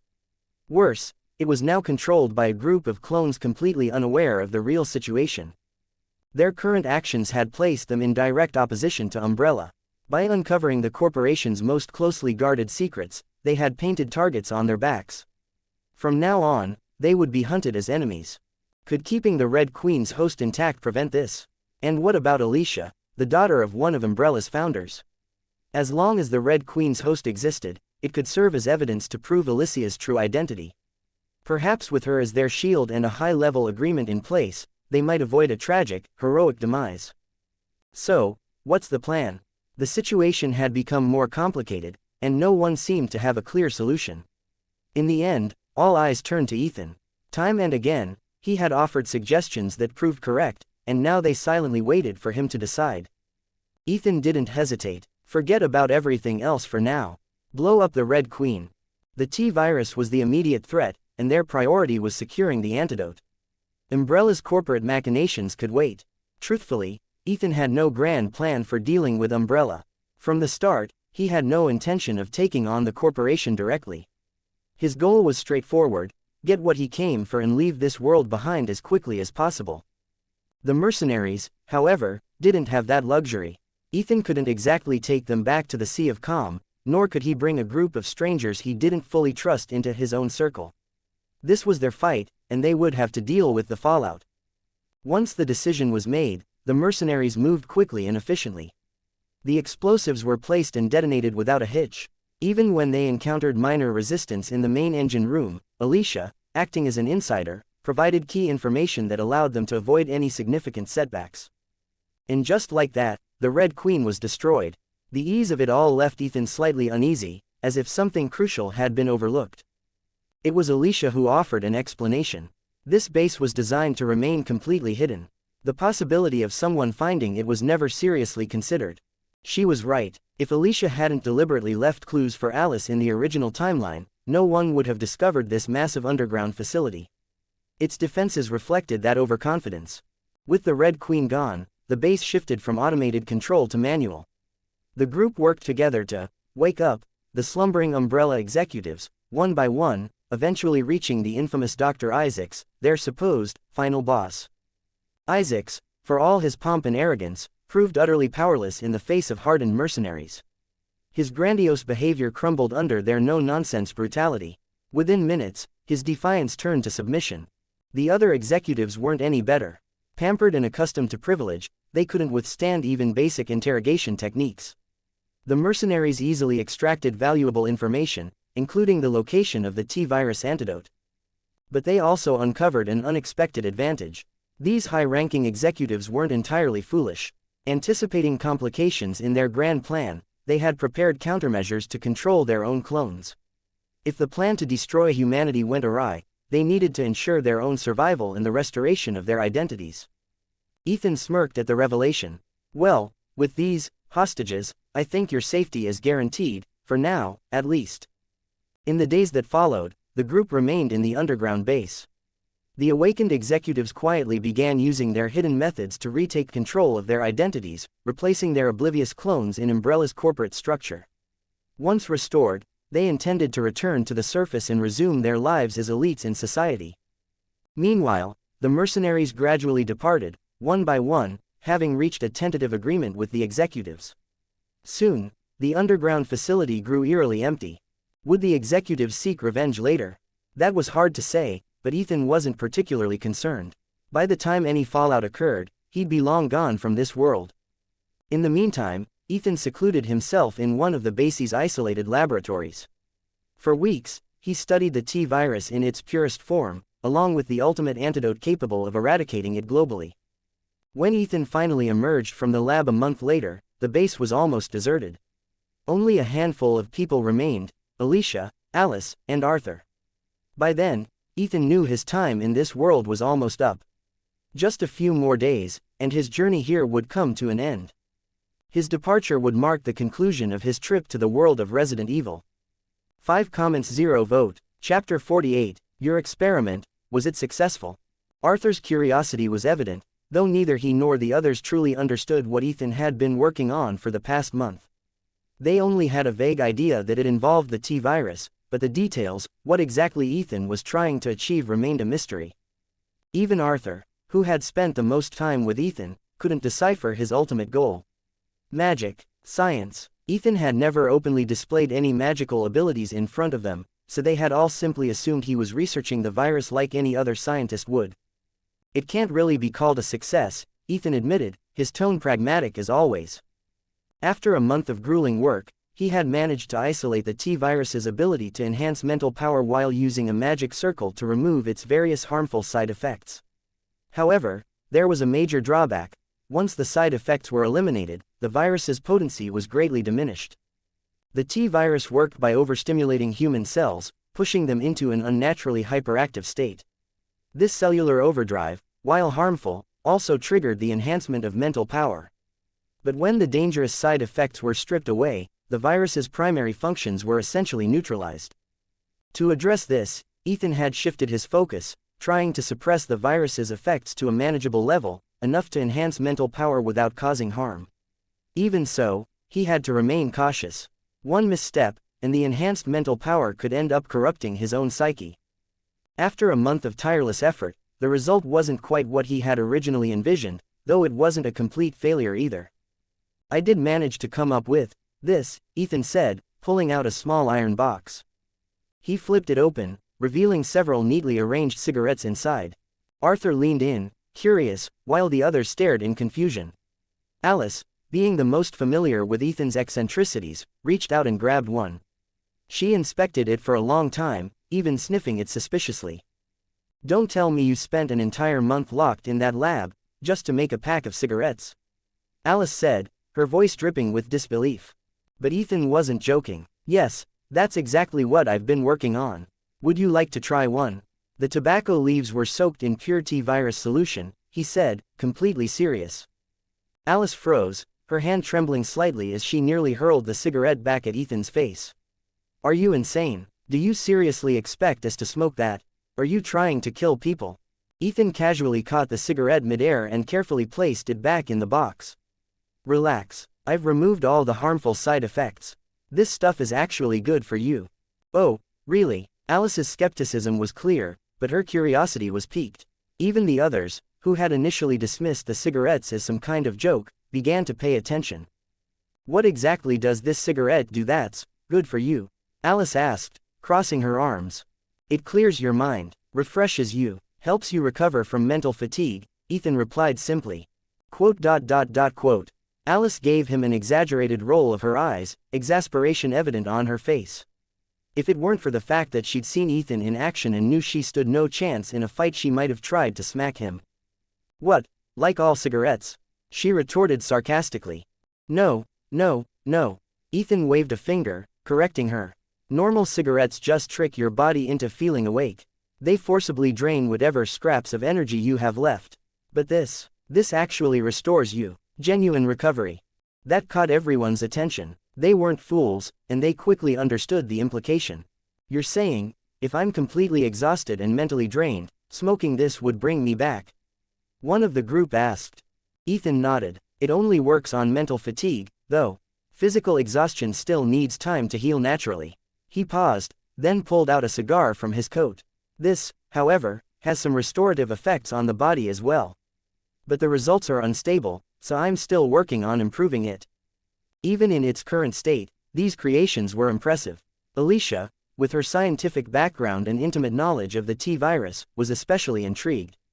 She understood better than most how uncontrollable the virus was. That a single person, working alone in a makeshift lab for a month, had managed to achieve this was nothing short of astonishing. Was Ethan an unparalleled genius, or had Umbrella simply been staffed with incompetence all along? Ethan began explaining his results in greater detail. The iron box of cigarettes, as he had said, could refresh the mind and restore mental clarity. What he hadn't mentioned was that, when used by him specifically, these cigarettes could very slowly increase the overall capacity of his mental power without any risk of contamination or corruption. The downside, the improvement was minuscule. If Ethan's mental power were measured at 100, smoking these wouldn't even raise it by 0.01. Still, it was a start. The real advantage was that he could now produce these in bulk. By reusing the purified virus solution to soak more batches of specially treated tobacco, he had ensured a steady supply. It was this scalability that had led him to choose cigarettes as the medium. They were practical and efficient for mass production. For safety's sake, the first thing Ethan had done was develop the super antidote. He also refined the recreated virus solution to remove its terrible infectiousness. At this point, it was more of a concoction than a virus. However, the concoction wasn't suitable for direct use on himself. Although it was more potent, it still carried the risk of contaminating his spiritual power. Ethan had also thought about creating a higher-grade cigarette, one that could restore magical energy by mixing herbs with restorative properties. If successful, the cigarettes would function like portable, mana potions, easier to carry and use than traditional liquid vials. However, since he couldn't make use of it in his current state, he set the idea aside for later. Similarly, he had considered improving the cigar that restored physical strength, but the risks were far greater. Stimulating rapid physical recovery wasn't without consequences. Though it wouldn't turn someone into a zombie, excessive stimulation of the body's metabolism could drastically reduce a person's lifespan. Human cells could only divide a limited number of times, and overclocking that process could accelerate aging to an absurd degree. Aging 10 years in an instant wasn't out of the question. The differences between the T-virus in the movie version and the game version had concerned Ethan initially. The inconsistencies in its depiction made him worry that its effects might deviate significantly from his expectations. Fortunately, the core functionality remained as he remembered, allowing him to achieve his goals. With his work complete, Ethan began asking about everyone else's situation. The mercenaries had apparently reached an agreement with Umbrella's upper management and returned to their normal lives. Except for Dr. Isaacs, who had been killed by Ethan before he entered the lab, most of Umbrella's executives had resumed their original positions. Even those who hadn't prepared contingency plans to deal with their clones had been helped by allies among the other executives. Once again, Umbrella's leadership had quietly reshuffled itself, leaving the world none the wiser. They're busy consolidating their power and won't bother us for the time being, someone explained. But once they've stabilized, they'll likely come after us for revenge. Ethan shook his head. No, they'll only come after you. They won't find me or Arthur. He and Arthur were leaving this world soon, and that simple fact rendered Umbrella's retaliation irrelevant to them. As for Alice and Alicia, as long as Alicia stays healthy, Umbrella won't be able to touch you, Ethan said matter-of-factly. At least not openly. Besides, you could always invite those mercenaries back. You share some common interests, and having them as bodyguards would be a significant advantage. It was practical advice, but Alicia's physical condition was far from ideal. Her father had developed the T-virus to treat her progeria, but the experiment had backfired, creating one of the most horrifying bioweapons in human history. Alicia had tried to improve the virus over the years, but her efforts were in vain. Resigned to her fate, she had given up entirely, choosing to wait out her remaining days in quiet solitude. Ethan, however, wasn't so pessimistic. Oh, this problem, it's actually not that hard to fix. What technology couldn't solve, Ethan could address through the mysterious side. After all, he'd already managed to remove the T-virus's harmful side effects and create tools to enhance his mental power. Over the next few days, Ethan refined a solution tailored to Alicia. While it wouldn't restore her youth or turn her into a superhuman like Alice, it would allow her to live as a healthy person for another 10 or 20 years. Alicia was stunned when Ethan presented her with the potion. Overwhelmed, she offered him her shares in Umbrella, a fortune that would make him a super-rich tycoon. Ethan declined without hesitation. To someone about to leave this world, such wealth was meaningless. Instead, Ethan focused on packing his belongings. He scavenged the base for weapons, ammunition, and supplies, taking as much as he could carry. Alice and Alicia initially watched in confusion, but their expressions quickly turned to shock as Ethan and Arthur vanished, leaving the world of Resident Evil behind. In the quiet of their new surroundings, Ethan glanced around the room, now unfamiliar after his harrowing journey. He sighed, a rare moment of reflection crossing his face. What a trip, I don't even know how to describe it. Arthur, setting down a bundle of supplies, gave him a small smile. For me, it was a great journey. I saw so much and learned more than I could have imagined. And I found something interesting. Reaching into his pack, Arthur pulled out a book titled The Death of King Arthur. I didn't expect to find a book about my life in such a world, Arthur said, flipping through the pages. Although, there are many deviations in it. Ethan wasn't surprised. He knew Arthur would come across such a thing. The King Arthur in that book wasn't the same as the one standing before him, they were entirely different figures from different planes. Arthur himself had already learned the concept of parallel worlds from Merlin. The King Arthur in that book belongs to its own world, Ethan said calmly. What kind of king you will become depends entirely on you. Arthur nodded thoughtfully. I understand. Still, reading this gave me a lot to think about. It made me realize how easily I could fall into the same mistakes if I'm not careful. If I hadn't agreed to travel with you, I'm not sure my future would have turned out any better than the one in this book. Ethan shrugged, spreading his hands. Who knows? All I can say is that your story will end differently. He paused, a glimmer of curiosity in his expression. Honestly, I'm interested to see what kind of king you'll become. 8 comments 0 vote. Chapter 49. After a quick inventory, Most of the gear Ethan had brought back from the Resident Evil world was packed in bundles and stacked neatly on the ground. Arthur had returned to his room to rest, leaving Ethan alone to sort through his spoils. The virus stock solution had been successfully transformed into a mental strength enhancement liquid. The process wasn't easy, and the limited availability of materials meant he couldn't produce much of it for now. Thankfully, he wouldn't need a resupply anytime soon. The first batch of cigarettes had been made in significant quantities. As long as he could secure a supply of the specially prepared leaves, he could manufacture more in short order, so there was no pressing concern about running out. As for the cigars with physical recovery properties, Ethan had only made a few and stored them in specially designed cigar tubes for emergencies. Since they were life-saving tools, he'd adjusted their effects accordingly. These cigars could be used in two ways. The first method involved smoking them, which provided a slower but steadier recovery effect. This method was gentler on the body, making it possible to use another cigar after a short period of rest. It also had a higher recovery limit, allowing for better overall healing. The second method was far more direct, chewing and swallowing the cigar. This delivered an intense burst of recovery in a very short time, forcing the body into rapid regeneration. However, this method put significant strain on the body, effectively ruling out repeated use. After using it once, a person would be unable to handle another for quite some time. In summary, the two products functioned like potions. One was akin to a pure mana recovery item, while the other worked as a hybrid that restored both stamina and health. Though not perfect, they were more than sufficient for Ethan's current needs.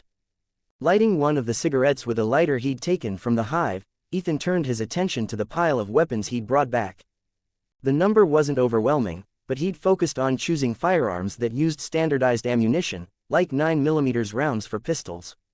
He'd also taken the time to learn basic disassembly, maintenance, and shooting techniques from Alice before leaving the hive.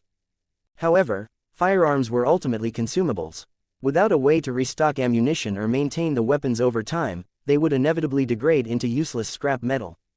"I wonder if they can be modified," Ethan murmured, his thoughts drifting to an idea he'd entertained before. He'd always wanted to create a magic-powered firearm, but his lack of knowledge about firearm mechanics had stopped him. Now that he'd learned the basics, he realized he didn't need to design a gun from scratch. He could simply modify an existing firearm, replacing the ammunition system with a magic supply. This would allow the gun to fire magical bullets or even cast preset spells. Magic power. It can be supplied using magic stones. I'll need to create a mechanism to either hold magic stones or absorb and store their energy. The second option appealed to Ethan more. Magic stones varied in size and quality, making it impractical to rely on a fixed design. A mechanism that could adapt to different stones or directly absorb their power would be far more versatile and reliable. Well, one step at a time. No need to rush, Ethan said to himself, exhaling a puff of smoke. Finishing the cigarette, Ethan stretched out on his bed, reflecting on the spiritual boost it had given him. The growth was imperceptible, it would take time and repeated use to accumulate noticeable results. For now, he resigned himself to the fact that he'd be relying on these cigarettes for the foreseeable future. "I didn't smoke much in my last life. Guess I'll make up for it in this one." For the next few days, life settled into a predictable rhythm. Ethan and Arthur spent their time reading, practicing, and patiently waiting for Kino, their elusive prey. Despite the whirlwind adventure in the Resident Evil world, Ethan hadn't forgotten the primary reason he'd stayed on State Island. Until the threat posed by Kino was dealt with, he had no intention of venturing out to sea. Of course, his prolonged stay on the island didn't go unnoticed. The Adventurers Guild, which provided food and lodging for a limited time, began to grow concerned. Typically, adventurers only stayed a few days, especially after returning from a successful expedition. While the guild was willing to extend Ethan's stay due to the materials he'd brought back, they didn't encourage adventurers to idle on the island indefinitely. Some guild members started to worry that Ethan, once full of drive and vigor, was becoming complacent. They even began dropping subtle hints, reminding him that it might be time to set out on his next adventure. In the end, Ethan had no choice but to explain himself. He made his intentions clear, even hiring the guild to keep watch over the docks and notify him the moment Kino appeared. Only then did the guild's staff understand the real reason for Ethan's prolonged stay. He wasn't slacking off, he was waiting for Kino, who had recently earned the title, Hand of Fire. For conflicts between adventurers, the guild maintained a policy of strict neutrality. Even if adventurers fought inside the guild hall, the guild wouldn't intervene, so long as no damage was done to guild property. Of course, if something did get damaged, as long as the offending party paid for repairs, the guild wouldn't press the issue. This was why the guild didn't particularly care about Ethan's intent toward Kino. Once they confirmed that Ethan wasn't merely lazing about but had a specific goal, they stopped urging him to set out to sea. Instead, they cooperated with his request, providing him with as much information about Kino as they could. Over time, more and more adventurers returned to the island with bits and pieces of information. From their accounts, Ethan pieced together Kino's situation. The man couldn't remain at sea indefinitely. Even with adequate supplies of food and water, both he and his crew would suffer from prolonged isolation at sea. His ship, the Flame Sovereign, was also growing increasingly damaged from constant battles. If Kino wanted to avoid losing his ship entirely, he would have no choice but to return to Stater Island for repairs. As expected, it didn't take long. After just 4 days, news came that Kino's Flame Sovereign had docked at the island's pier. Ethan, fully prepared and armed, was waiting in a lounge near the guild hall alongside Arthur. Their plan was simple. The moment Kino appeared, they would kill him. However, things didn't go as smoothly as expected. Another ship had docked alongside the Flame Sovereign. A middle-aged man, who appeared to be the captain of the second ship, disembarked with Kino and accompanied him to the guild hall. "Who's that?" Ethan asked, frowning. Also present in the lounge was John, a guild staff member in his mid-20s who had been assigned to keep Ethan informed. John was unremarkable in appearance, the kind of man you could lose in a crowd without a second thought. However, he was quick-witted and knowledgeable, answering Ethan's question without hesitation. "That's Brent, the captain of the Brave. He was once a very famous adventurer in the Sea of Calm." "Once famous?" Ethan asked. John nodded. "Brent crossed the Sea of Storms 5 years ago and ventured into the waters beyond. According to some sailors who've been to the far side of the Sea of Storms, Brent made quite a name for himself there. He's doing well, very well, in fact. I'm not sure why he suddenly returned to the Sea of Calm, though." Ethan studied the man named Brent. He looked to be in his early 30s. If he had crossed the Sea of Storms 5 years ago, then he would have been in his 20s at the time, an age when most adventurers were still rookies. Yet Brent had already stood at the pinnacle of this sea region. "How's his reputation?" Ethan asked. John's face lit up. "Impeccable. Brent is universally praised as a good man." The way John spoke made it clear that he himself admired Brent greatly. He began recounting some of Brent's most celebrated deeds, his tone bordering on reverence. For example, Brent was known to rescue anyone in distress at sea, even at the risk of falling into traps. Not only would he save them, but he would also provide them with supplies to ensure their survival and a chance to rebuild their lives. Brent also had a reputation for intervening whenever he witnessed injustice, such as bullying or theft among adventurers. He would confront the offenders and attempt to persuade them to change their ways. His reputation was so strong that even some notorious sailors had been swayed to reform after talking with him. Some of these former pirates even abandoned their criminal ways entirely, choosing to live as honest adventurers thanks to Brent's influence. Hearing this, Arthur couldn't help but show an expression of admiration. He seemed eager to meet Brent, clearly impressed by the man's moral character. Ethan, on the other hand, looked distinctly displeased. To him, Brent sounded like the textbook definition of an overly idealistic do-gooder, someone who viewed the world through rose-colored glasses and believed that everyone, no matter how evil, deserved a second chance. Brent's approach of trying to reform bad people by encouraging them to put down the butcher's knife and become a Buddha struck Ethan as naive to the point of absurdity. And yet, Brent had undoubtedly achieved results. With his reputation for helping everyone equally, regardless of their past actions, it wasn't hard to see why Kino had attached himself to him. The pieces fell into place in Ethan's mind. Kino, unlike the brute force Sean he had dealt with before, was clearly more cunning.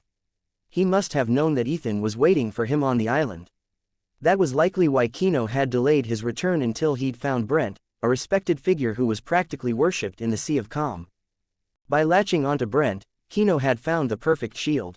All he had to do was play the victim, claim that he'd been forced into a life of crime and now wanted to change. Someone like Brent, with his bleeding heart, would almost certainly take him at his word and go out of his way to help him.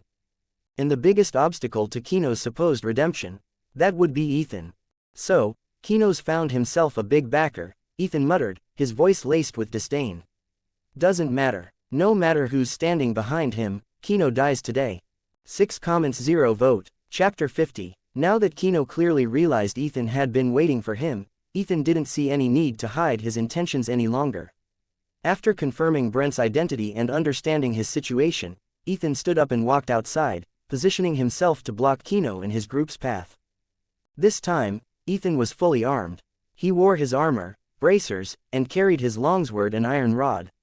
As usual, the Book of Inheritance was strapped to his back in its custom holster. But now, he'd also added 2 fully automatic pistols, holstered on the outside of his thighs, courtesy of his time in the Resident Evil world. He looked like a walking arsenal, ready for battle. Every precaution had been taken to ensure Kino would die today. And when Ethan noticed the smug look Kino gave him, like he believed Ethan wouldn't dare act against him, it only cemented his resolve. Idiot, Ethan muttered. He didn't waste time with words. Drawing his longsword, he pointed it at Kino. You know why I'm here. There's nothing more to say. Kino froze for a moment, shocked at Ethan's directness. Then, as he registered Ethan's youthful face, his surprise turned to disbelief. Do we really have such a deep grudge? Kino began, attempting to feign confusion and innocence. Kino knew Ethan's age might influence Brent's perception of the situation. Someone as young as Ethan wouldn't know Brent's reputation, giving Kino room to play the victim. If Brent could mediate on his behalf, he might be able to escape this unscathed. Truthfully, Kino hadn't expected things to escalate to this point. After hiding at sea for a while, he'd deliberately targeted a few poorly defended vessels, ones he wouldn't normally bother with, to gather intel from his subordinates. The reports he received had left him both frustrated and worried. Ethan hadn't left State Island. Kino knew better than to assume Ethan was simply enjoying the spoils of his last adventure, growing complacent in comfort. The reality was far more concerning. Ethan was waiting. According to his spies, Ethan spent his days rigorously training at the guild's practice grounds. His sessions were consistent and steadily increasing in intensity. It was clear that Ethan was preparing himself, waiting for Kino's return to settle their feud once and for all. Kino knew that if he confronted Ethan on land, without the advantage of his shipper its magic cannon, he'd likely die at the young adventurer's hands. Initially, Kino had resigned himself to the idea of a desperate fight, but fate had handed him an unexpected lifeline. He'd crossed paths with Brent, the legendary Good Samaritan of the Sea of Calm. Kino didn't know why Brent had returned to State Island, but he didn't care. All that mattered was that Brent's reputation as a righteous and compassionate man was still intact. After sharing a carefully fabricated sob story about how he'd been forced into wrongdoing, and now sought redemption, Kino had secured Brent's promise to help mediate the conflict. To his surprise, Brent hadn't even hesitated. He'd firmly believed Kino's tale and immediately agreed to assist him in resolving this grudge peacefully. For a moment, Kino had genuinely considered reforming himself. But the thought was fleeting. While some parts of his story were true, Kino had conveniently omitted the fact that his feud with Ethan had started because of his own malicious actions. Now, he was more focused on staging a performance convincing enough to ensure Brent's continued support. With Captain Brent's help, Kino said, keeping his tone conciliatory, I've decided to turn over a new leaf. Let's end this feud while neither of us has suffered too much.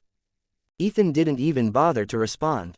His expression remained cold and unyielding as he raised his left hand and launched a frostbolt imbued with magic directly at Kino. Kino hadn't expected Ethan to attack so suddenly, and his reaction was delayed. Then he remembered Ethan's magic projectiles were often enhanced with explosive magic stones.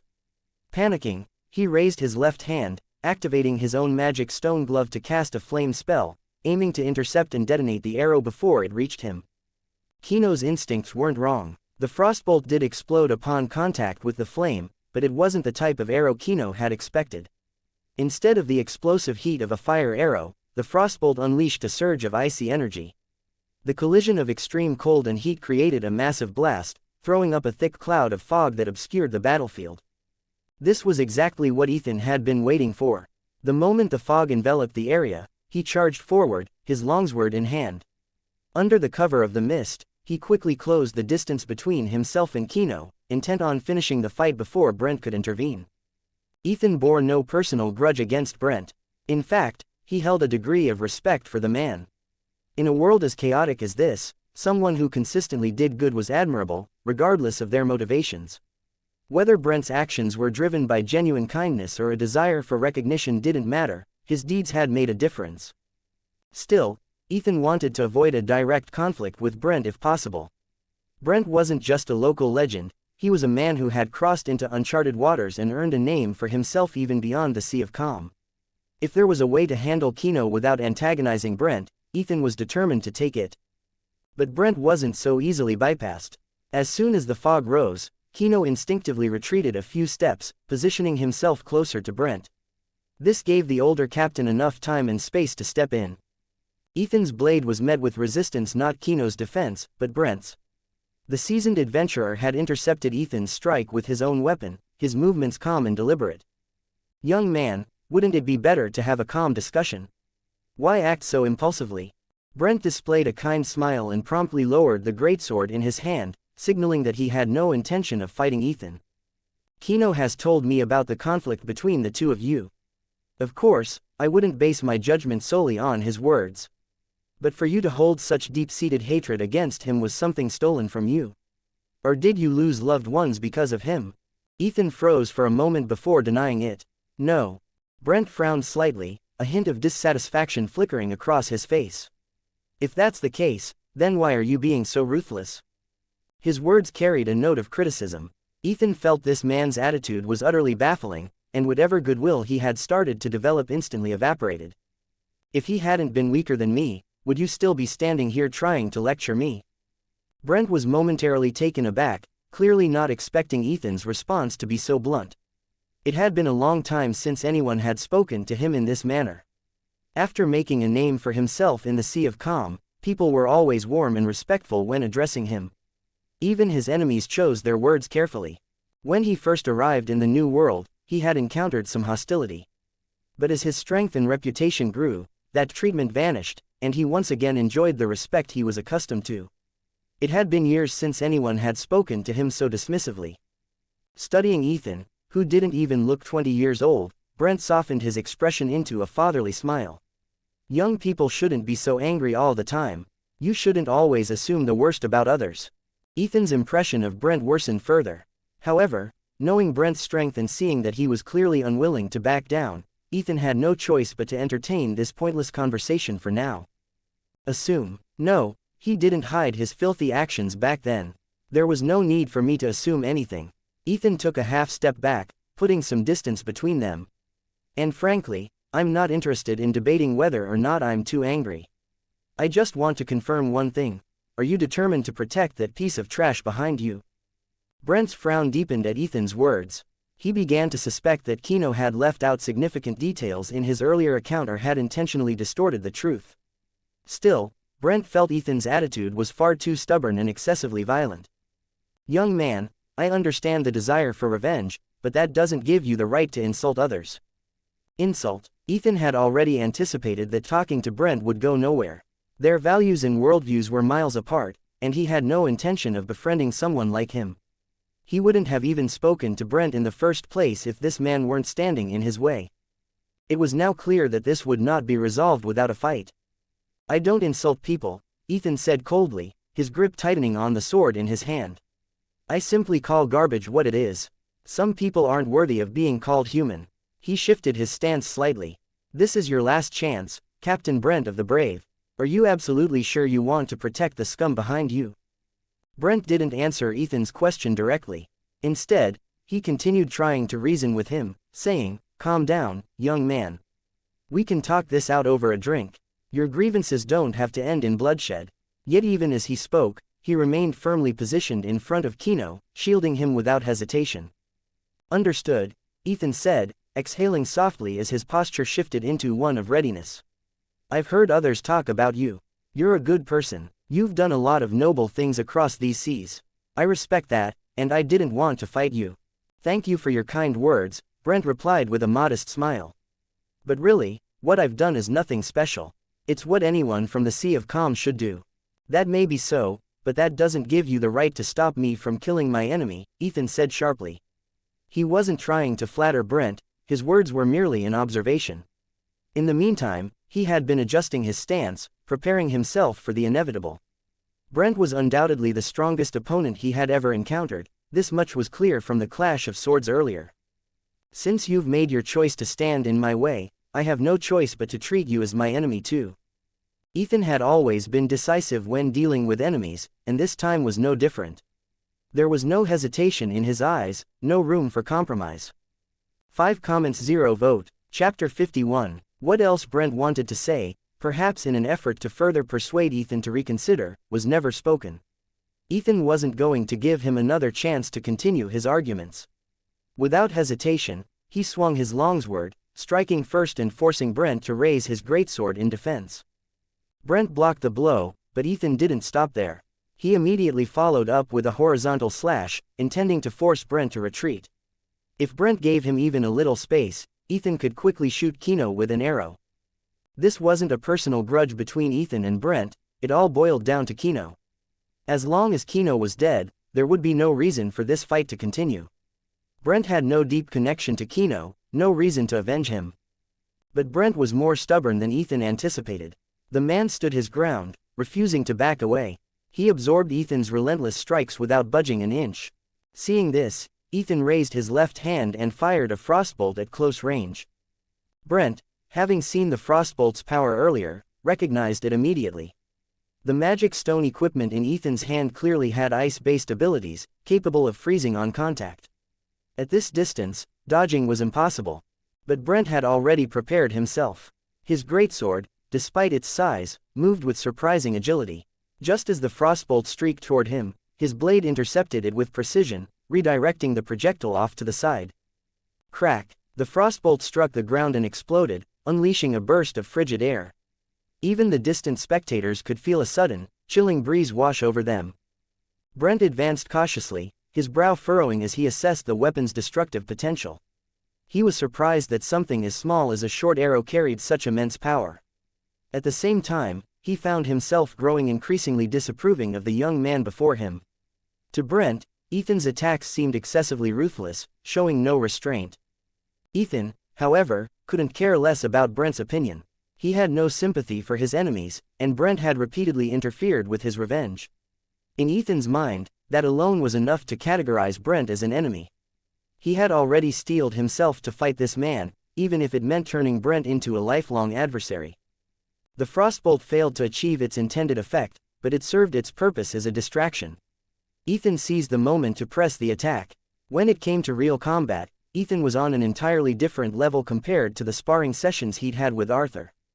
In training, his focus was purely on improving his swordsmanship, intentionally limiting himself by avoiding other abilities or weapons.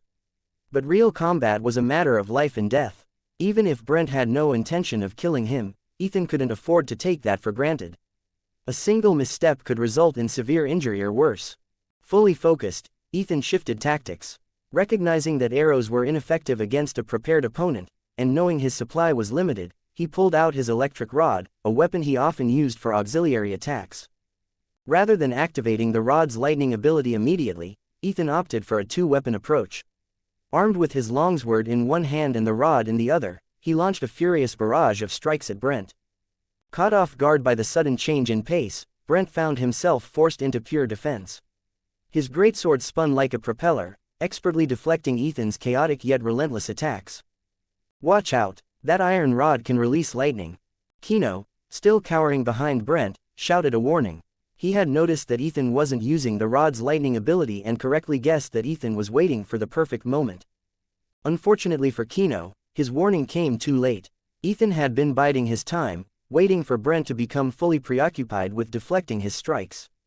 In that instant of opportunity, Ethan unleashed the rod's full power. A violent burst of electricity erupted from the rod, coiling around it like a living serpent. The intense flash of lightning lit up the battlefield as the baton connected with Brent's greatsword. The resulting explosion sent shockwaves rippling through the air, forcing both combatants backward. Brent slid several meters across the ground, his feet carving deep grooves into the dirt. Even Ethan, despite being the attacker, was thrown back by the force of the explosion. He managed to steady himself, though his wrist throbbed painfully from the recoil. As for Brent, the damage was more severe. Lightning danced across his body, causing his muscles to convulse involuntarily. For a moment, he was completely immobilized, his movements sluggish and his mind clouded. Defend. Brent's years of battle experience kicked in, allowing him to react even in his dazed state. A brilliant white light erupted from his chest, breaking through his clothing and enveloping him in a radiant glow.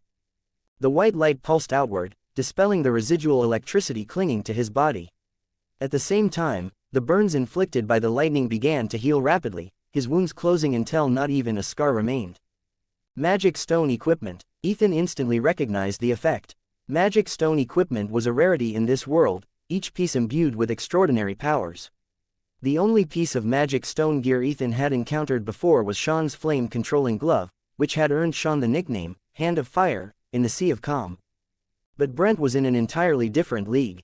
Having carved a path through the Sea of Calm and made a name for himself in the Sea of Storms, Brent undoubtedly possessed multiple pieces of magic stone equipment.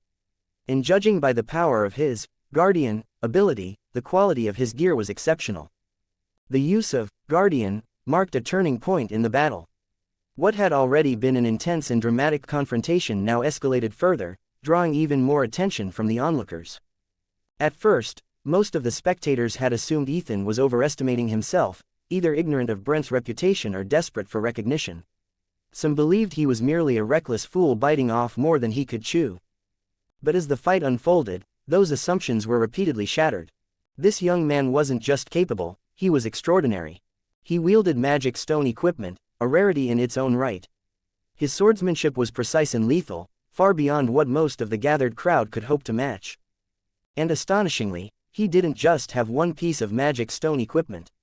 The rod he now wielded, capable of unleashing devastating lightning strikes, was clearly a second piece and one even more powerful than the frostbolt-equipped weapon he had used earlier. At this moment, most onlookers still favored Brent. After all, he had been famous for years and was a seasoned adventurer. His strength was undoubtedly greater than it had been in the past. Moreover, Brent's reputation preceded him. Everyone knew what kind of man he was, steadfast, moral, and not the type to kill someone like Ethan. On the contrary, a clash with Brent would only make Ethan famous without putting him in real danger. This fact sparked envy among many of the spectators. They wouldn't dare challenge Brent themselves, but Ethan's battle seemed to bring him a golden opportunity. Lucky brat, someone muttered with a tone of disdain. Many of the crowd dismissed Ethan's skill entirely, attributing his abilities to the two pieces of magic stone equipment he wielded. Some even grumbled to themselves, thinking, if I had gear like that, I'd challenge Brent too. Brent's use of his magic stone equipment to activate the Guardian ability, a feat nearly unheard of in the Sea of Calm, marked the beginning of a rare confrontation. Two powerful figures, each armed with magic stone equipment, going head-to-head was a sight few had ever witnessed. It was precisely this spectacle that many had secretly hoped for. Whether driven by admiration for Brent or darker desires to see Ethan punished, the crowd wanted Brent to teach the young man a harsh lesson. Brent, now fully healed by the Guardian ability, no longer carried the gentle expression he had at the start of the fight. His face was set in a firm, disapproving frown. Young man, isn't your approach far too ruthless? Ethan curled his lips in disdain. He had suspected Brent possessed magic stone equipment, though he hadn't expected it to be defensive and restorative in nature. He assumed Brent also had offensive gear. After all, the adventurers of the New Sea were on a completely different level than those of the Sea of Calms. I've never gone soft on my enemies, Ethan replied bluntly, already exasperated by Brent's character. Even after being electrocuted, Brent merely voiced his complaints instead of losing his temper or seeking immediate retribution. To Ethan, it seemed as if this man was too virtuous for his own good.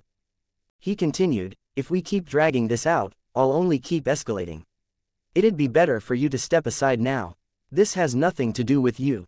Brent's response was unexpected. Instead of showing anger, he once again donned the same friendly smile from earlier. Young man, Brent said warmly, it seems you still have a good heart.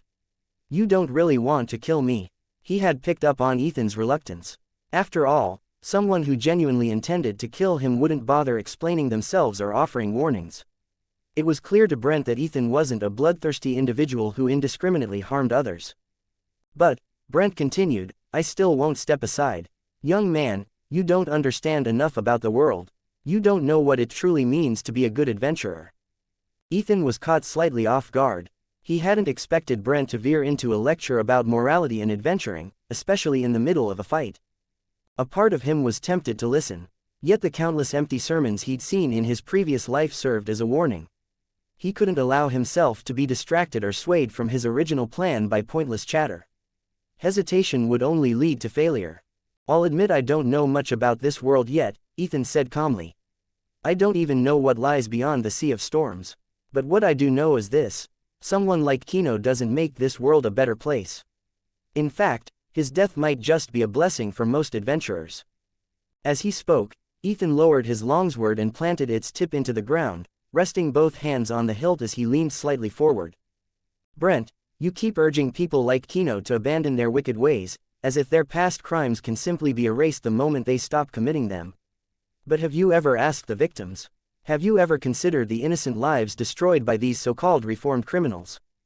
6 comments 0 vote. Chapter 52. Have you ever considered the innocent lives destroyed by these so-called reformed criminals? Brent froze for a moment, stunned by Ethan's words. In truth, he had thought about it before, but he always dismissed it with the reasoning that the dead were irretrievable.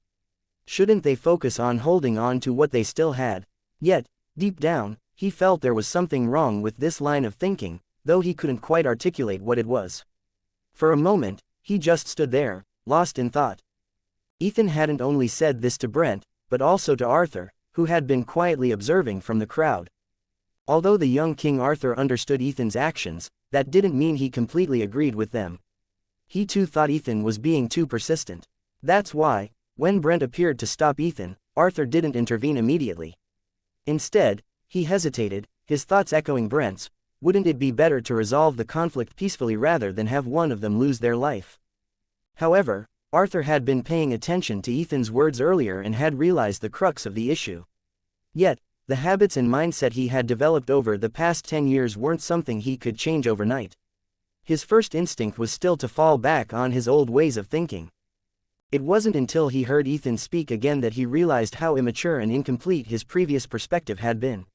He had been so focused on his own thoughts and the grievances between Ethan and Kino that he had neglected the bigger picture, the need to rid the world of a true villain like Kino. As a knight, fairness and justice demanded that he shoulder the responsibility of punishing evildoers. With this realization, Arthur finally stepped out of the crowd and stood beside Ethan. I'm sorry, I always thought you were just caught up in personal grudges, so I didn't step forward to help sooner. Ethan waved his hand dismissively. No, you were right to think that. I am motivated by personal grievances. But personal grievances and the goal of eliminating a villain for the good of the Sea of Calm aren't mutually exclusive. Why can't I do both? Arthur hadn't expected Ethan to reject his apology so outright, or to admit so plainly that his actions were driven by personal animosity. Honesty is also a virtue of knighthood, Arthur said after a moment. Ethan turned to glance at the young man, a mix of surprise and skepticism in his expression.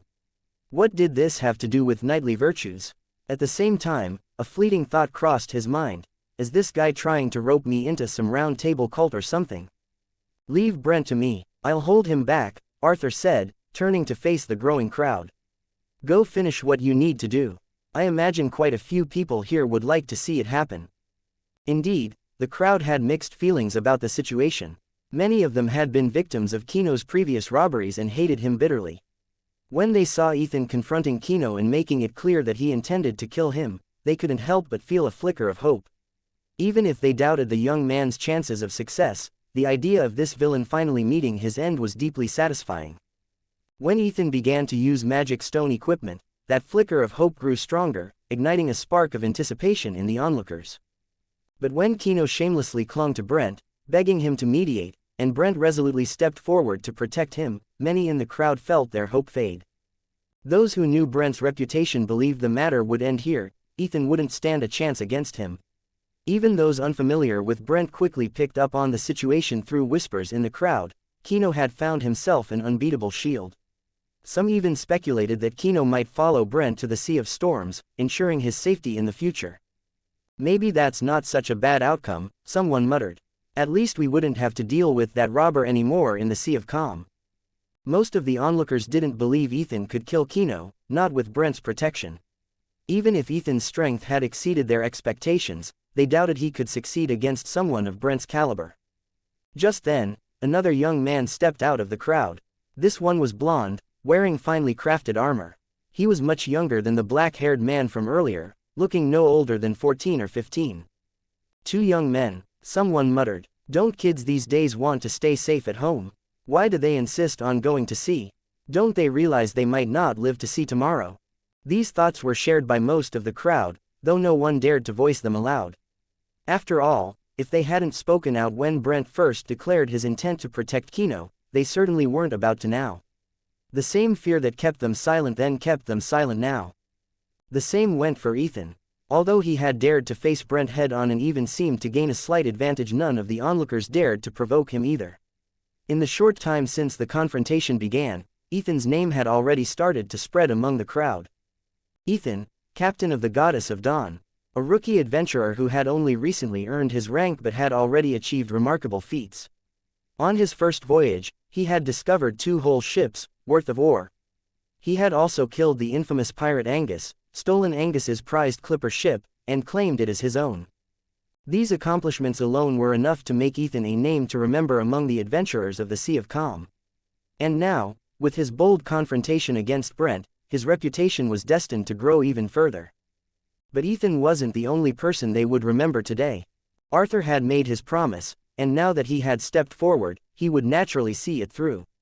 The long sword in his hand gleamed as he drew it, his stance firm and ready to face Brent, who stood not far away. Brent the Brave, your next opponent is me. My name is Arthur. I hope you'll remember it. After saying this, Arthur gave Ethan a nod, then gripped his sword tightly and charged at Brent. Brent didn't take the young Arthur too seriously at first, but the moment he blocked Arthur's opening slash, his expression shifted. Arthur's attacks were far harder to handle than Ethan's. His refined skills, combined with years of solid foundational training, made him much stronger than Ethan, who was still a novice. Arthur's swordsmanship was polished and seamless, each strike flowing naturally into the next. The two-handed longsword in his grasp moved like a blur, creating a dazzling display of white arcs. Using pure skill, Arthur suppressed Brent, forcing him into a defensive position and leaving him unable to break free. Now's my chance. This was the opening Ethan had been waiting for, and he wouldn't let it slip away. At the same time, Kino had been nervously watching the unfolding battle, keenly aware of how dire his situation had become. When he saw Ethan rushing toward him while Brent was tied down by the blonde young man, panic surged in his chest. He realized that the real danger had finally arrived. Damn it, I won't die here. The magic stone glove on Kino's left hand suddenly flared to life, erupting with crimson flames. However, instead of spreading outward, the flames condensed, pulling together until they completely enveloped his left arm. The flames burned away his sleeve in an instant, scorching his arm relentlessly. The pain was so intense that Kino nearly lost consciousness on the spot. But he gritted his teeth and endured it, fueled by sheer desperation. If it's life or death you want, then you'll die for me. Kino had reached his breaking point. He pushed the magic stone equipment to its absolute limit, amplifying its power well beyond what it was designed to handle. While magic stone equipment usually protected its user from energy backlash, overloading it like this came with dire consequences. The excessive output not only damaged the equipment but also inflicted severe harm on the user. For Kino, this was a gamble he had no choice but to take. Flames surged wildly around his arm as he launched a full-force punch toward Ethan. He was convinced that this strike would kill Ethan on the spot. The magic stone gloves had always been Kino's ace, his strongest weapon. But now, he was about to destroy them in this one desperate attack. His hatred for Ethan burned hotter than the flames on his arm. In Kino's mind, Ethan had ruined everything for him, forcing him to fall from the heights of his ambitions to this humiliating moment of desperation. But to Ethan, Kino's reckless attack was nothing more than a futile joke. Ethan's momentum didn't falter. As he charged forward, he switched his grip from a two-handed sword stance to a one-handed one. Simultaneously, his left hand reached for the Book of Inheritance strapped to his waist. Channeling his energy, Ethan activated the Book of Inheritance without even needing to remove it from its cover. The moment his energy connected with the book, it became an extension of his own will, ready to obey his thoughts. With a sharp wave of his left hand, the Book of Inheritance flew out of its cover, spinning through the air in a white arc before settling in front of Ethan.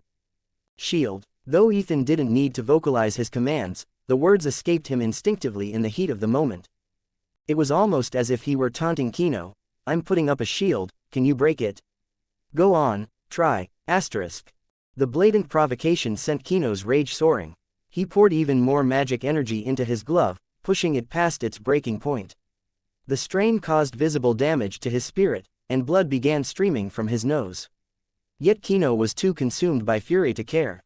His arm was a mass of searing pain he could barely feel anymore, but he ignored it, throwing everything he had into this one final strike. Die! With a furious roar, Kino's fist slammed forward. A deafening explosion followed, engulfing both him and Ethan in a blazing inferno of flames. The crowd could only watch in stunned silence as the flames raged, completely obscuring the two figures. When the fire finally began to fade, the scene that emerged left everyone frozen in shock. Ethan stood unharmed, the white shield shimmering faintly in front of him, as steady and unyielding as ever. Meanwhile, Kino's charred figure crumpled to the ground. His entire body was scorched black, and he clutched his chest in disbelief, staring down at the sword that had run him through. Go to hell, trash. 7 comments 0 vote. Chapter 53. Kino looked down at his chest, pierced through by Ethan's longsword, then back at Ethan, who stood behind a translucent white shield, his right hand gripping the blade. Kino's lips twitched, as if trying to say something, but the severe burns he suffered in the earlier explosion left him unable to make a sound. Ethan didn't give him the chance to speak. Almost at the exact moment he coldly said, "Go to hell," he pulled the longsword out of Kino's chest. The burns had already left Kino's body broken, but Ethan's final strike was the last nail in the coffin. As the sword withdrew, so too did the last remnants of Kino's life. His eyes went dull, the light of life fading completely. With a heavy thud, his unsupported body collapsed to the ground. At that same moment, Arthur and Brent, who had been locked in combat nearby, both stopped and turned their attention to the lifeless body. There was no need for their fight to continue. Kino's death had settled everything. For the first time, Brent felt his reputation fail him in the sea of calm. Brent let out a low sigh. He had wanted to prevent any casualties. After years of wandering and learning more about the world's hidden dangers, he had come to believe that every capable adventurer in the Sea of Calm was invaluable. Returning to the Sea of Calm this time, his goal hadn't just been to recruit new talents for his crew, but also to help promising adventurers grow stronger. Kino's character had its flaws, but his years of surviving in the Sea of Calm and his near readiness to challenge the Sea of Storms spoke to his undeniable skills and potential. What a pity, Brent muttered.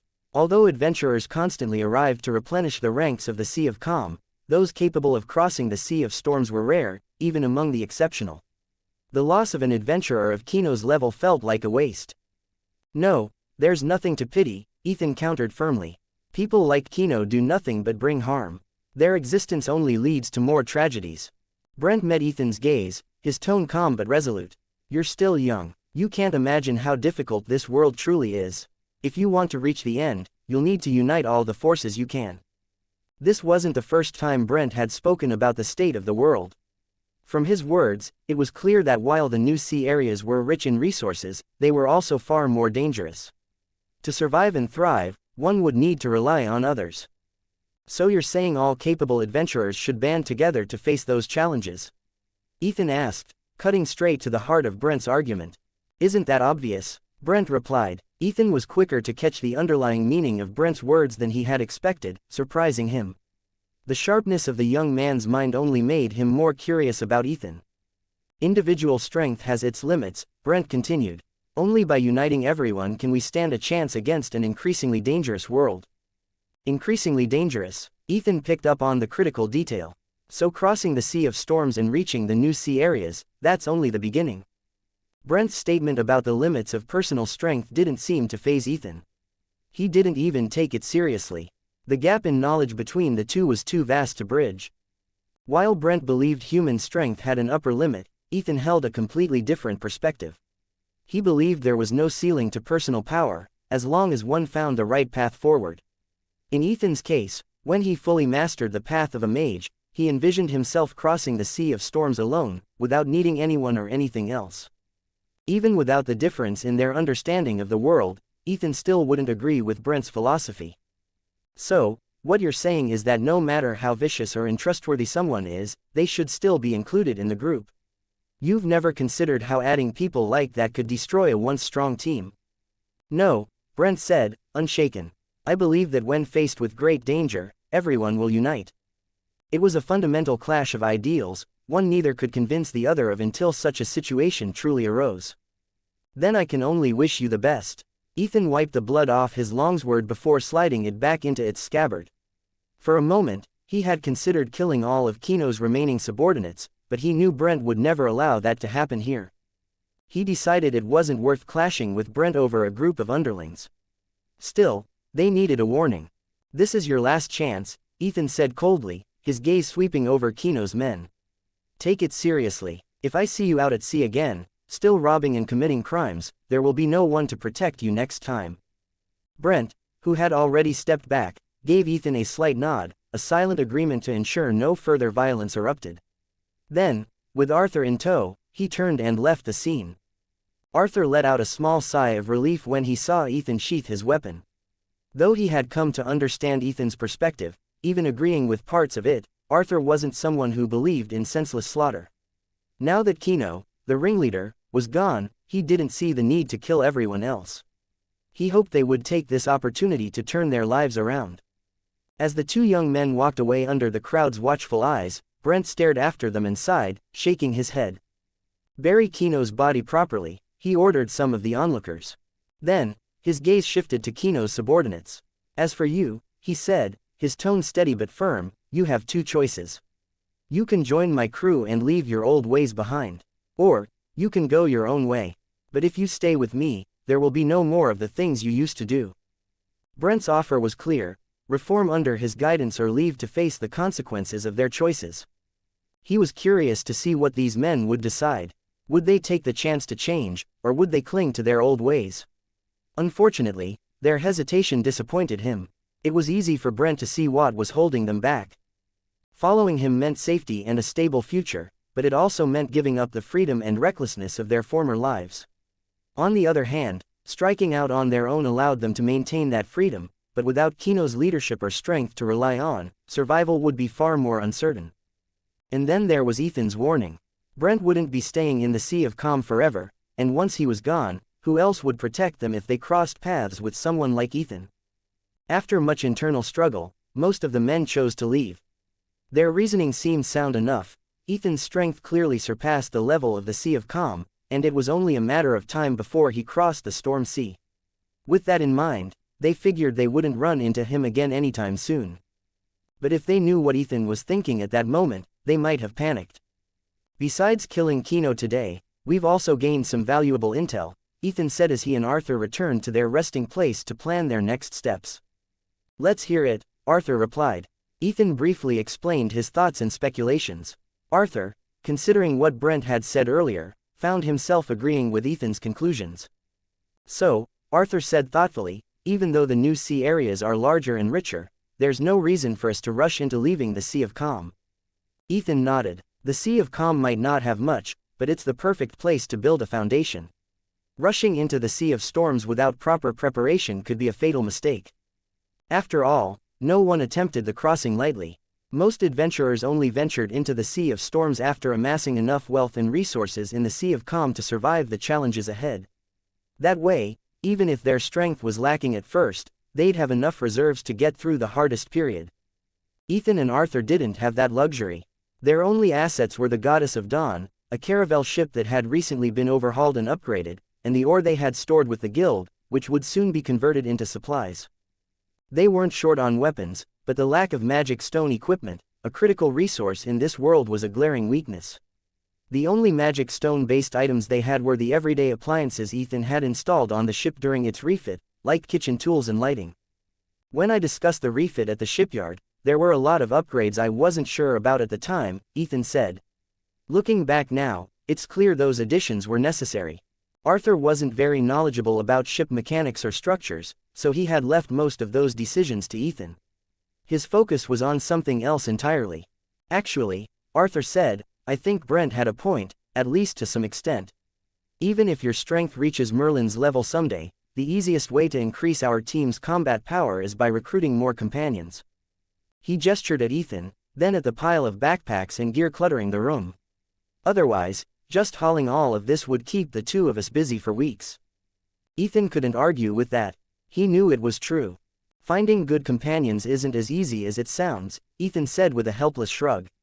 You know our situation, people like you, who have both skill and character, are rare. Even Merlin had to pay a hefty price to earn trust.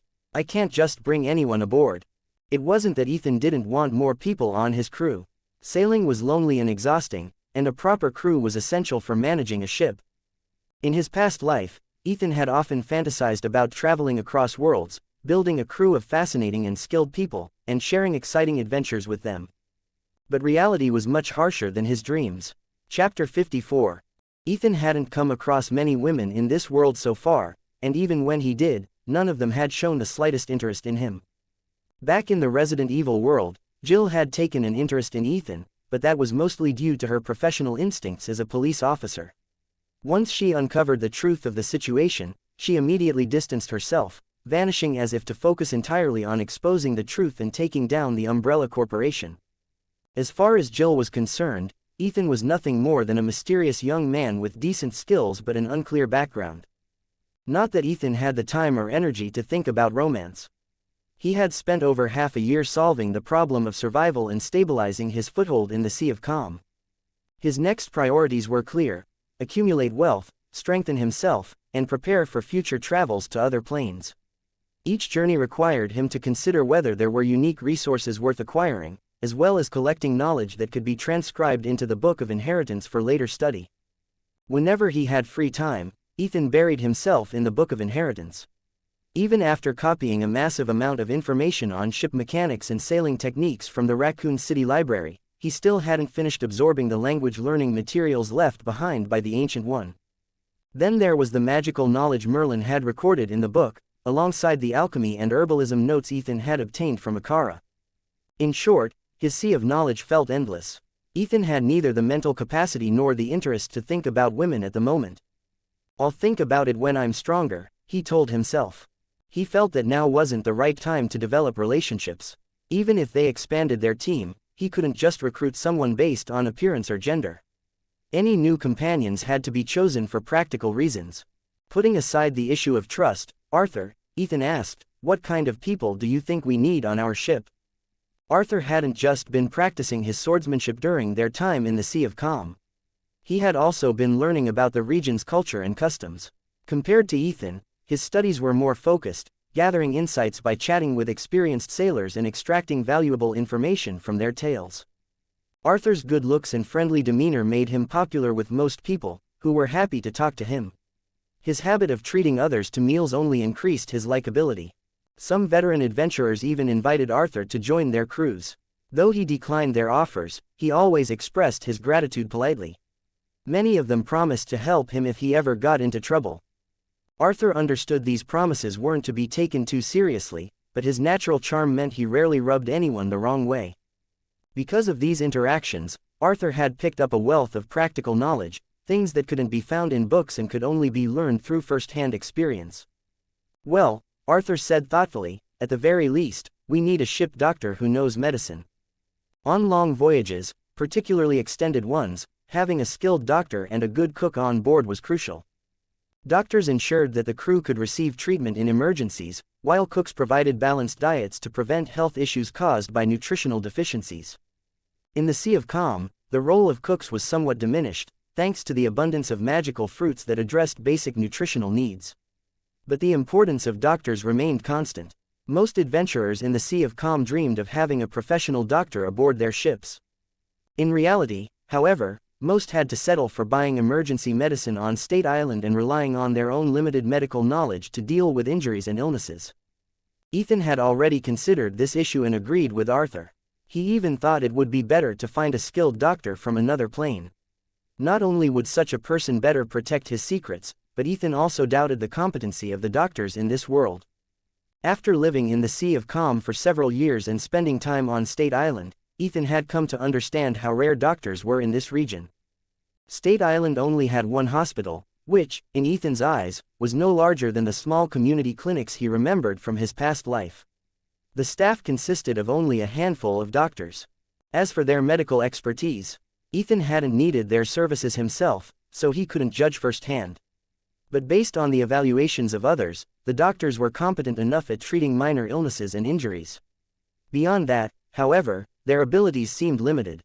They could handle headaches, fevers, and simple wounds with ease, but for more severe conditions, they lacked the tools or skills to provide effective treatment. In addition to the lack of medical skills, the scarcity of medicine made the situation even more difficult. The Sea of Calm was a barren region where even basic necessities like food and drinking water required special measures to procure. Drinking water, for instance, relied heavily on high-quality water-type magic stones for purification. Though the guild monopolized the magic stone trade, no one questioned their practices because the guild supplied clean water for all of State Island. Food supplies were even more complicated. The reason State Island could sustain its population and ensure that countless adventurers could exchange for adequate food was due to a combination of factors. The guild regularly transported food from the other side of the Sea of Storms, supplemented by sea creatures and occasional harvests from floating islands. In such an environment, large-scale herb cultivation was impossible. There wasn't even enough land to grow food, and any usable space was already maximized. Medicinal herbs, with their specific environmental requirements, were even harder to grow. And, of course, no single herb could cure all illnesses. Because of this, State Island was often helpless when it came to unusual diseases. Most of the time, whether a patient survived depended entirely on their immunity and luck. Given this situation, Ethan had prepared for such challenges during his trip to the Resident Evil world. Along with advanced daily necessities and firearms, he had brought back a substantial stock of emergency medicines. But those medicines were designed for Earth's illnesses. There was no telling whether they'd be effective against the unique diseases of this world. The issue of finding a doctor, it's not easy to solve, Ethan admitted. If Ethan's knowledge of magic potion making and herbalism improved, he could perhaps manage as a makeshift doctor, capable of handling minor ailments. But that still wouldn't solve the problem of more complex or life-threatening illnesses. He couldn't expect sheer willpower or luck to be enough in those situations. With the Sea of Calm offering no real solution, Ethan realized he'd have to look for a doctor in other worlds. When considering potential candidates, the first figure that came to mind was a reindeer worth 50 Baileys. Despite the unusual appearance, the medical skills were undeniable. Next, he thought of an older woman with twin ponytails and an exaggerated bust. Not only was she a phenomenal doctor, but her combat abilities were also terrifying. With Ethan's current strength, he doubted he could even survive one of her casual strikes. But they're both from anime, Ethan muttered, scratching his head. So far, he'd experienced the Marvel Cinematic Universe, Diablo 2, the Arthurian Legends parallel plane, and the Resident Evil movie universe. There doesn't seem to be any strict pattern to the worlds I've entered. He wasn't even sure if it was possible to enter an anime world. And even if he could, his current abilities wouldn't allow him to accomplish much. Forget recruiting either of those doctors, he'd be lucky if they didn't ignore him outright. Other than those two, who else is there? In standard movie worlds, finding doctors would likely be easier. But since he was looking for a reliable companion, it made sense to choose someone with an established role in their world, someone he was familiar with and could trust. He considered broadening his search beyond traditional doctors. Maybe priests, shamans, or druids could work as well. When I've gathered enough space-time energy, I'll head to a new plane and see what's possible. For now, there wasn't much point in overthinking it. He couldn't afford to obsess over finding the perfect doctor and end up with no one.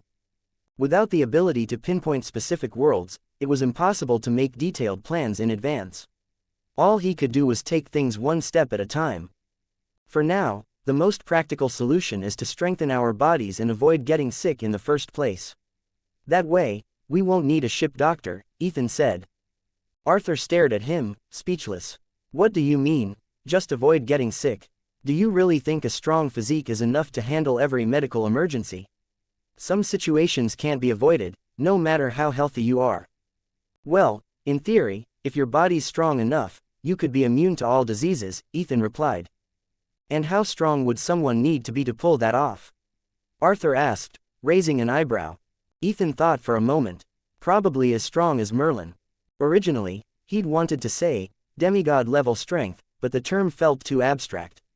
Using Merlin as a reference seemed more tangible. But the comparison only made Arthur more exasperated.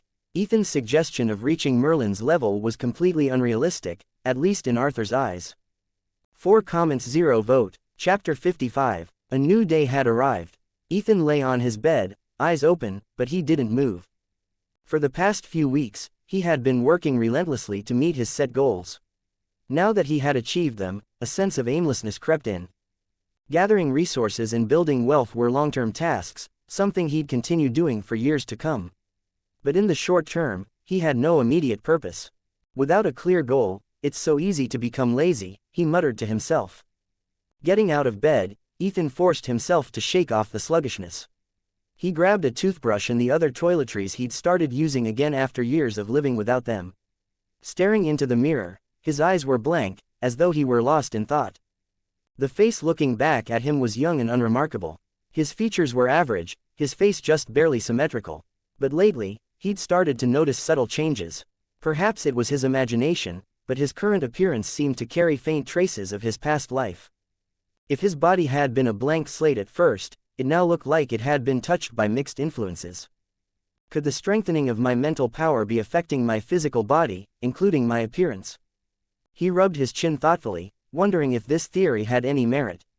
At the same time, he couldn't help but notice how his features seemed to have grown more pleasing to the eye, even though nothing about them had actually changed. Or maybe it's just age. People say your features settle as you grow older. He wasn't sure, but if an increase in mental power could improve one's appearance, it wasn't entirely implausible. After all, who wouldn't want to look better? Self-improvement, whether physical or mental, was something everyone appreciated. With more time to himself lately, Ethan had started noticing these minor details about his body.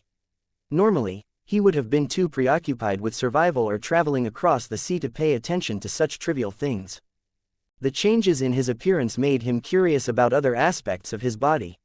He began observing himself more closely. Have I gotten taller? Back when he lived on a small island as the son of a fisherman, his diet had been inadequate. His family could barely afford to fill their stomachs, let alone worry about proper nutrition. As a result, Ethan had been thin and stunted during his early years. But over the past 6 months, his living conditions had improved dramatically. He was eating well, training consistently, and learning various techniques to strengthen both his body and mind. All this had allowed his body to enter a rapid growth phase, something he hadn't noticed until now. Ethan dug out his old clothes for comparison. When he held them up, it was clear they no longer fit. The pants, though wearable, had transformed from long trousers into cropped ones. The shirts, once loose-fitting, now clung to him like tight vests. If his body hadn't remained slim and relatively lean, his muscles just beginning to take shape, he doubted he'd even be able to squeeze into those clothes. Although he didn't have a scale to measure his weight, Ethan could feel the difference. He was no longer the frail figure he had been. His body now had the beginnings of muscle definition, and his weight had undoubtedly increased. Height, bone density, muscle tone. It's all changing. In the span of 6 months, Ethan's physique had undergone a complete transformation. If he were to return to his old island now, many of the people there likely wouldn't recognize him. Everything's moving in the right direction. Ethan, who had been feeling uninspired earlier, suddenly felt a surge of motivation. He didn't need to think about grand goals like achieving immortality or exploring endless planes of existence. Just the idea of becoming stronger, better, and yes, more handsome was enough to keep him motivated. Carefully folding his old clothes, Ethan placed them in the deepest corner of his luggage. These 2 sets of clothing were a reminder of how weak he had once been. Keeping them would serve as a constant warning to never slack off, lest he lose everything he had worked so hard to gain. After tidying up, there was a knock at the door. Arthur had come to ask if Ethan had any plans for the day. Their previous objective, eliminating Kino, had been completed. It was now up to Ethan, as the captain, to decide what they should do next. Although Arthur was an heir to the throne and had joined Ethan to broaden his horizons, he didn't view himself as Ethan's subordinate. That said, he still deferred to Ethan's authority aboard the ship, treating himself as an ordinary crew member. First, let's head to the guild hall and collect the food and water from our warehouse, Ethan said. During his earlier reflections, he had decided there was no point staying on the island now that their mission was complete. Initially, Ethan had considered further upgrading the Goddess of Dawn. However, after giving it more thought, he realized it would be better to design an entirely new ship someday, one equipped with all the features they needed. This way, the special equipment they installed could be fully utilized. Besides, they would be staying in the Sea of Calm for a while longer, and there was no need to overburden themselves with excess upgrades. As it stood, the Goddess of Dawn was already among the best ships in the Sea of Calm, particularly for its speed and agility as a caravel-type vessel. While it wasn't ideal for navigating rough seas or complex conditions, it was perfectly suited to the calm sea's relatively gentle waters. After installing living facilities powered by magic stones, the ship's comfort had improved significantly. Further upgrades weren't necessary for now. "We're not going to the shipyard?" Arthur asked. "No, we're not," Ethan replied. Ethan had also decided to spend time at sea studying ship designs. Though he didn't expect to become a shipwright himself, he wanted to be able to make informed decisions when the time came to choose a vessel that could handle more challenging seas. In fact, Ethan already had some goals in mind. Thanks to his interest in sailing games in his previous life, he remembered that the pinnacle of sailing warships was the galleon class. Even among galleons, the most advanced ones had become the standard warships for naval powers. The so-called battleships were large galleons, lined up to form powerful battle formations. The term battleship originally referred to these galleon warships. From any perspective, the galleon seemed like the best choice. Of course, the galleon wasn't without flaws, it was enormous and difficult to maneuver. Controlling such a massive warship, with a displacement of several thousand tons, with only 2 people was nearly impossible unless it was a magical ship with automated systems. Ethan personally preferred non-sail warships, even wooden ships powered by steam engines. Sail-powered ships were subject to uncontrollable factors like wind direction and speed, while steam-powered vessels offered much more reliability. Unfortunately, Ethan had no way to transport such a large steamship to this world via teleportation magic. He also couldn't produce one himself using the ore available here, not in the short term. The resources he had collected so far were needed to cover current expenditures and maintain his ship, and he lacked the craftsmanship and technical knowledge to build something of that scale. The ideal choice would be a ship that combined traditional sail power with the magic stone technology of this world. However, he currently only had a rough concept in mind. Without specific designs or the necessary knowledge, he had to put the idea aside for now. So, the new ship must have enough room for future modifications, he concluded. Ethan shared his thoughts with Arthur as the two of them finished their errands at the guild. They stood on the deck of the Dawn Goddess, now docked at the port, watching guild workers load the supplies they had purchased. The ship's storage areas were being packed to capacity. Arthur, who had been immersing himself in ship-related knowledge recently, found Ethan's ideas reasonable and agreed with them. "To build a ship like that, we'd need a lot of resources, right?" Arthur asked. In addition to the cost of shipyard labor, the buyer in this world was typically responsible for providing most of the raw materials for shipbuilding. Buyers could supply large quantities of one resource, and the shipyard would compensate for any deficiencies with other materials. The most critical resource was wood. Finding suitable wood was no easy task, and transporting large amounts of it was even more challenging. Most adventurers who managed to commission custom ships had to accumulate materials over a long period. Even Brent, a well-known figure in the calm sea, had gone through the same process. "So, our next priority will be to search for high-quality wood," Ethan said. The island he had recently discovered had an abundance of excellent timber, but at the time, he hadn't cared about such things. He hadn't even been able to distinguish good wood from bad back then. "Wood and ore are our main priorities, food isn't an issue for the two of us."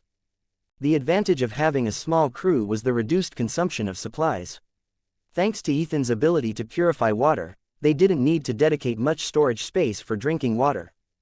While Ethan had replenished their supplies based on the standard share for adventurers, what would last others only a few months was enough for him and Arthur to survive at sea for an entire year. This efficiency was Ethan's greatest advantage. By freeing up storage space for materials, he could compensate for the relatively small cargo capacity of the Dawn Goddess. Once the supplies were fully loaded and Ethan confirmed everything with the guild representative, he set sail, leaving port with the clerk's well wishes. As the ship moved out, Ethan noticed Brent's large vessel docked nearby. The ship resembled a galleon, its imposing silhouette towering over the smaller ships around it. Standing at the top of the poop deck, Brent waved at Ethan with a smile. "Young man," Brent called out, his voice carrying over the waves, "I'll be waiting for you on the other side of the Sea of Storms. I hope you won't keep me waiting too long." To be continued.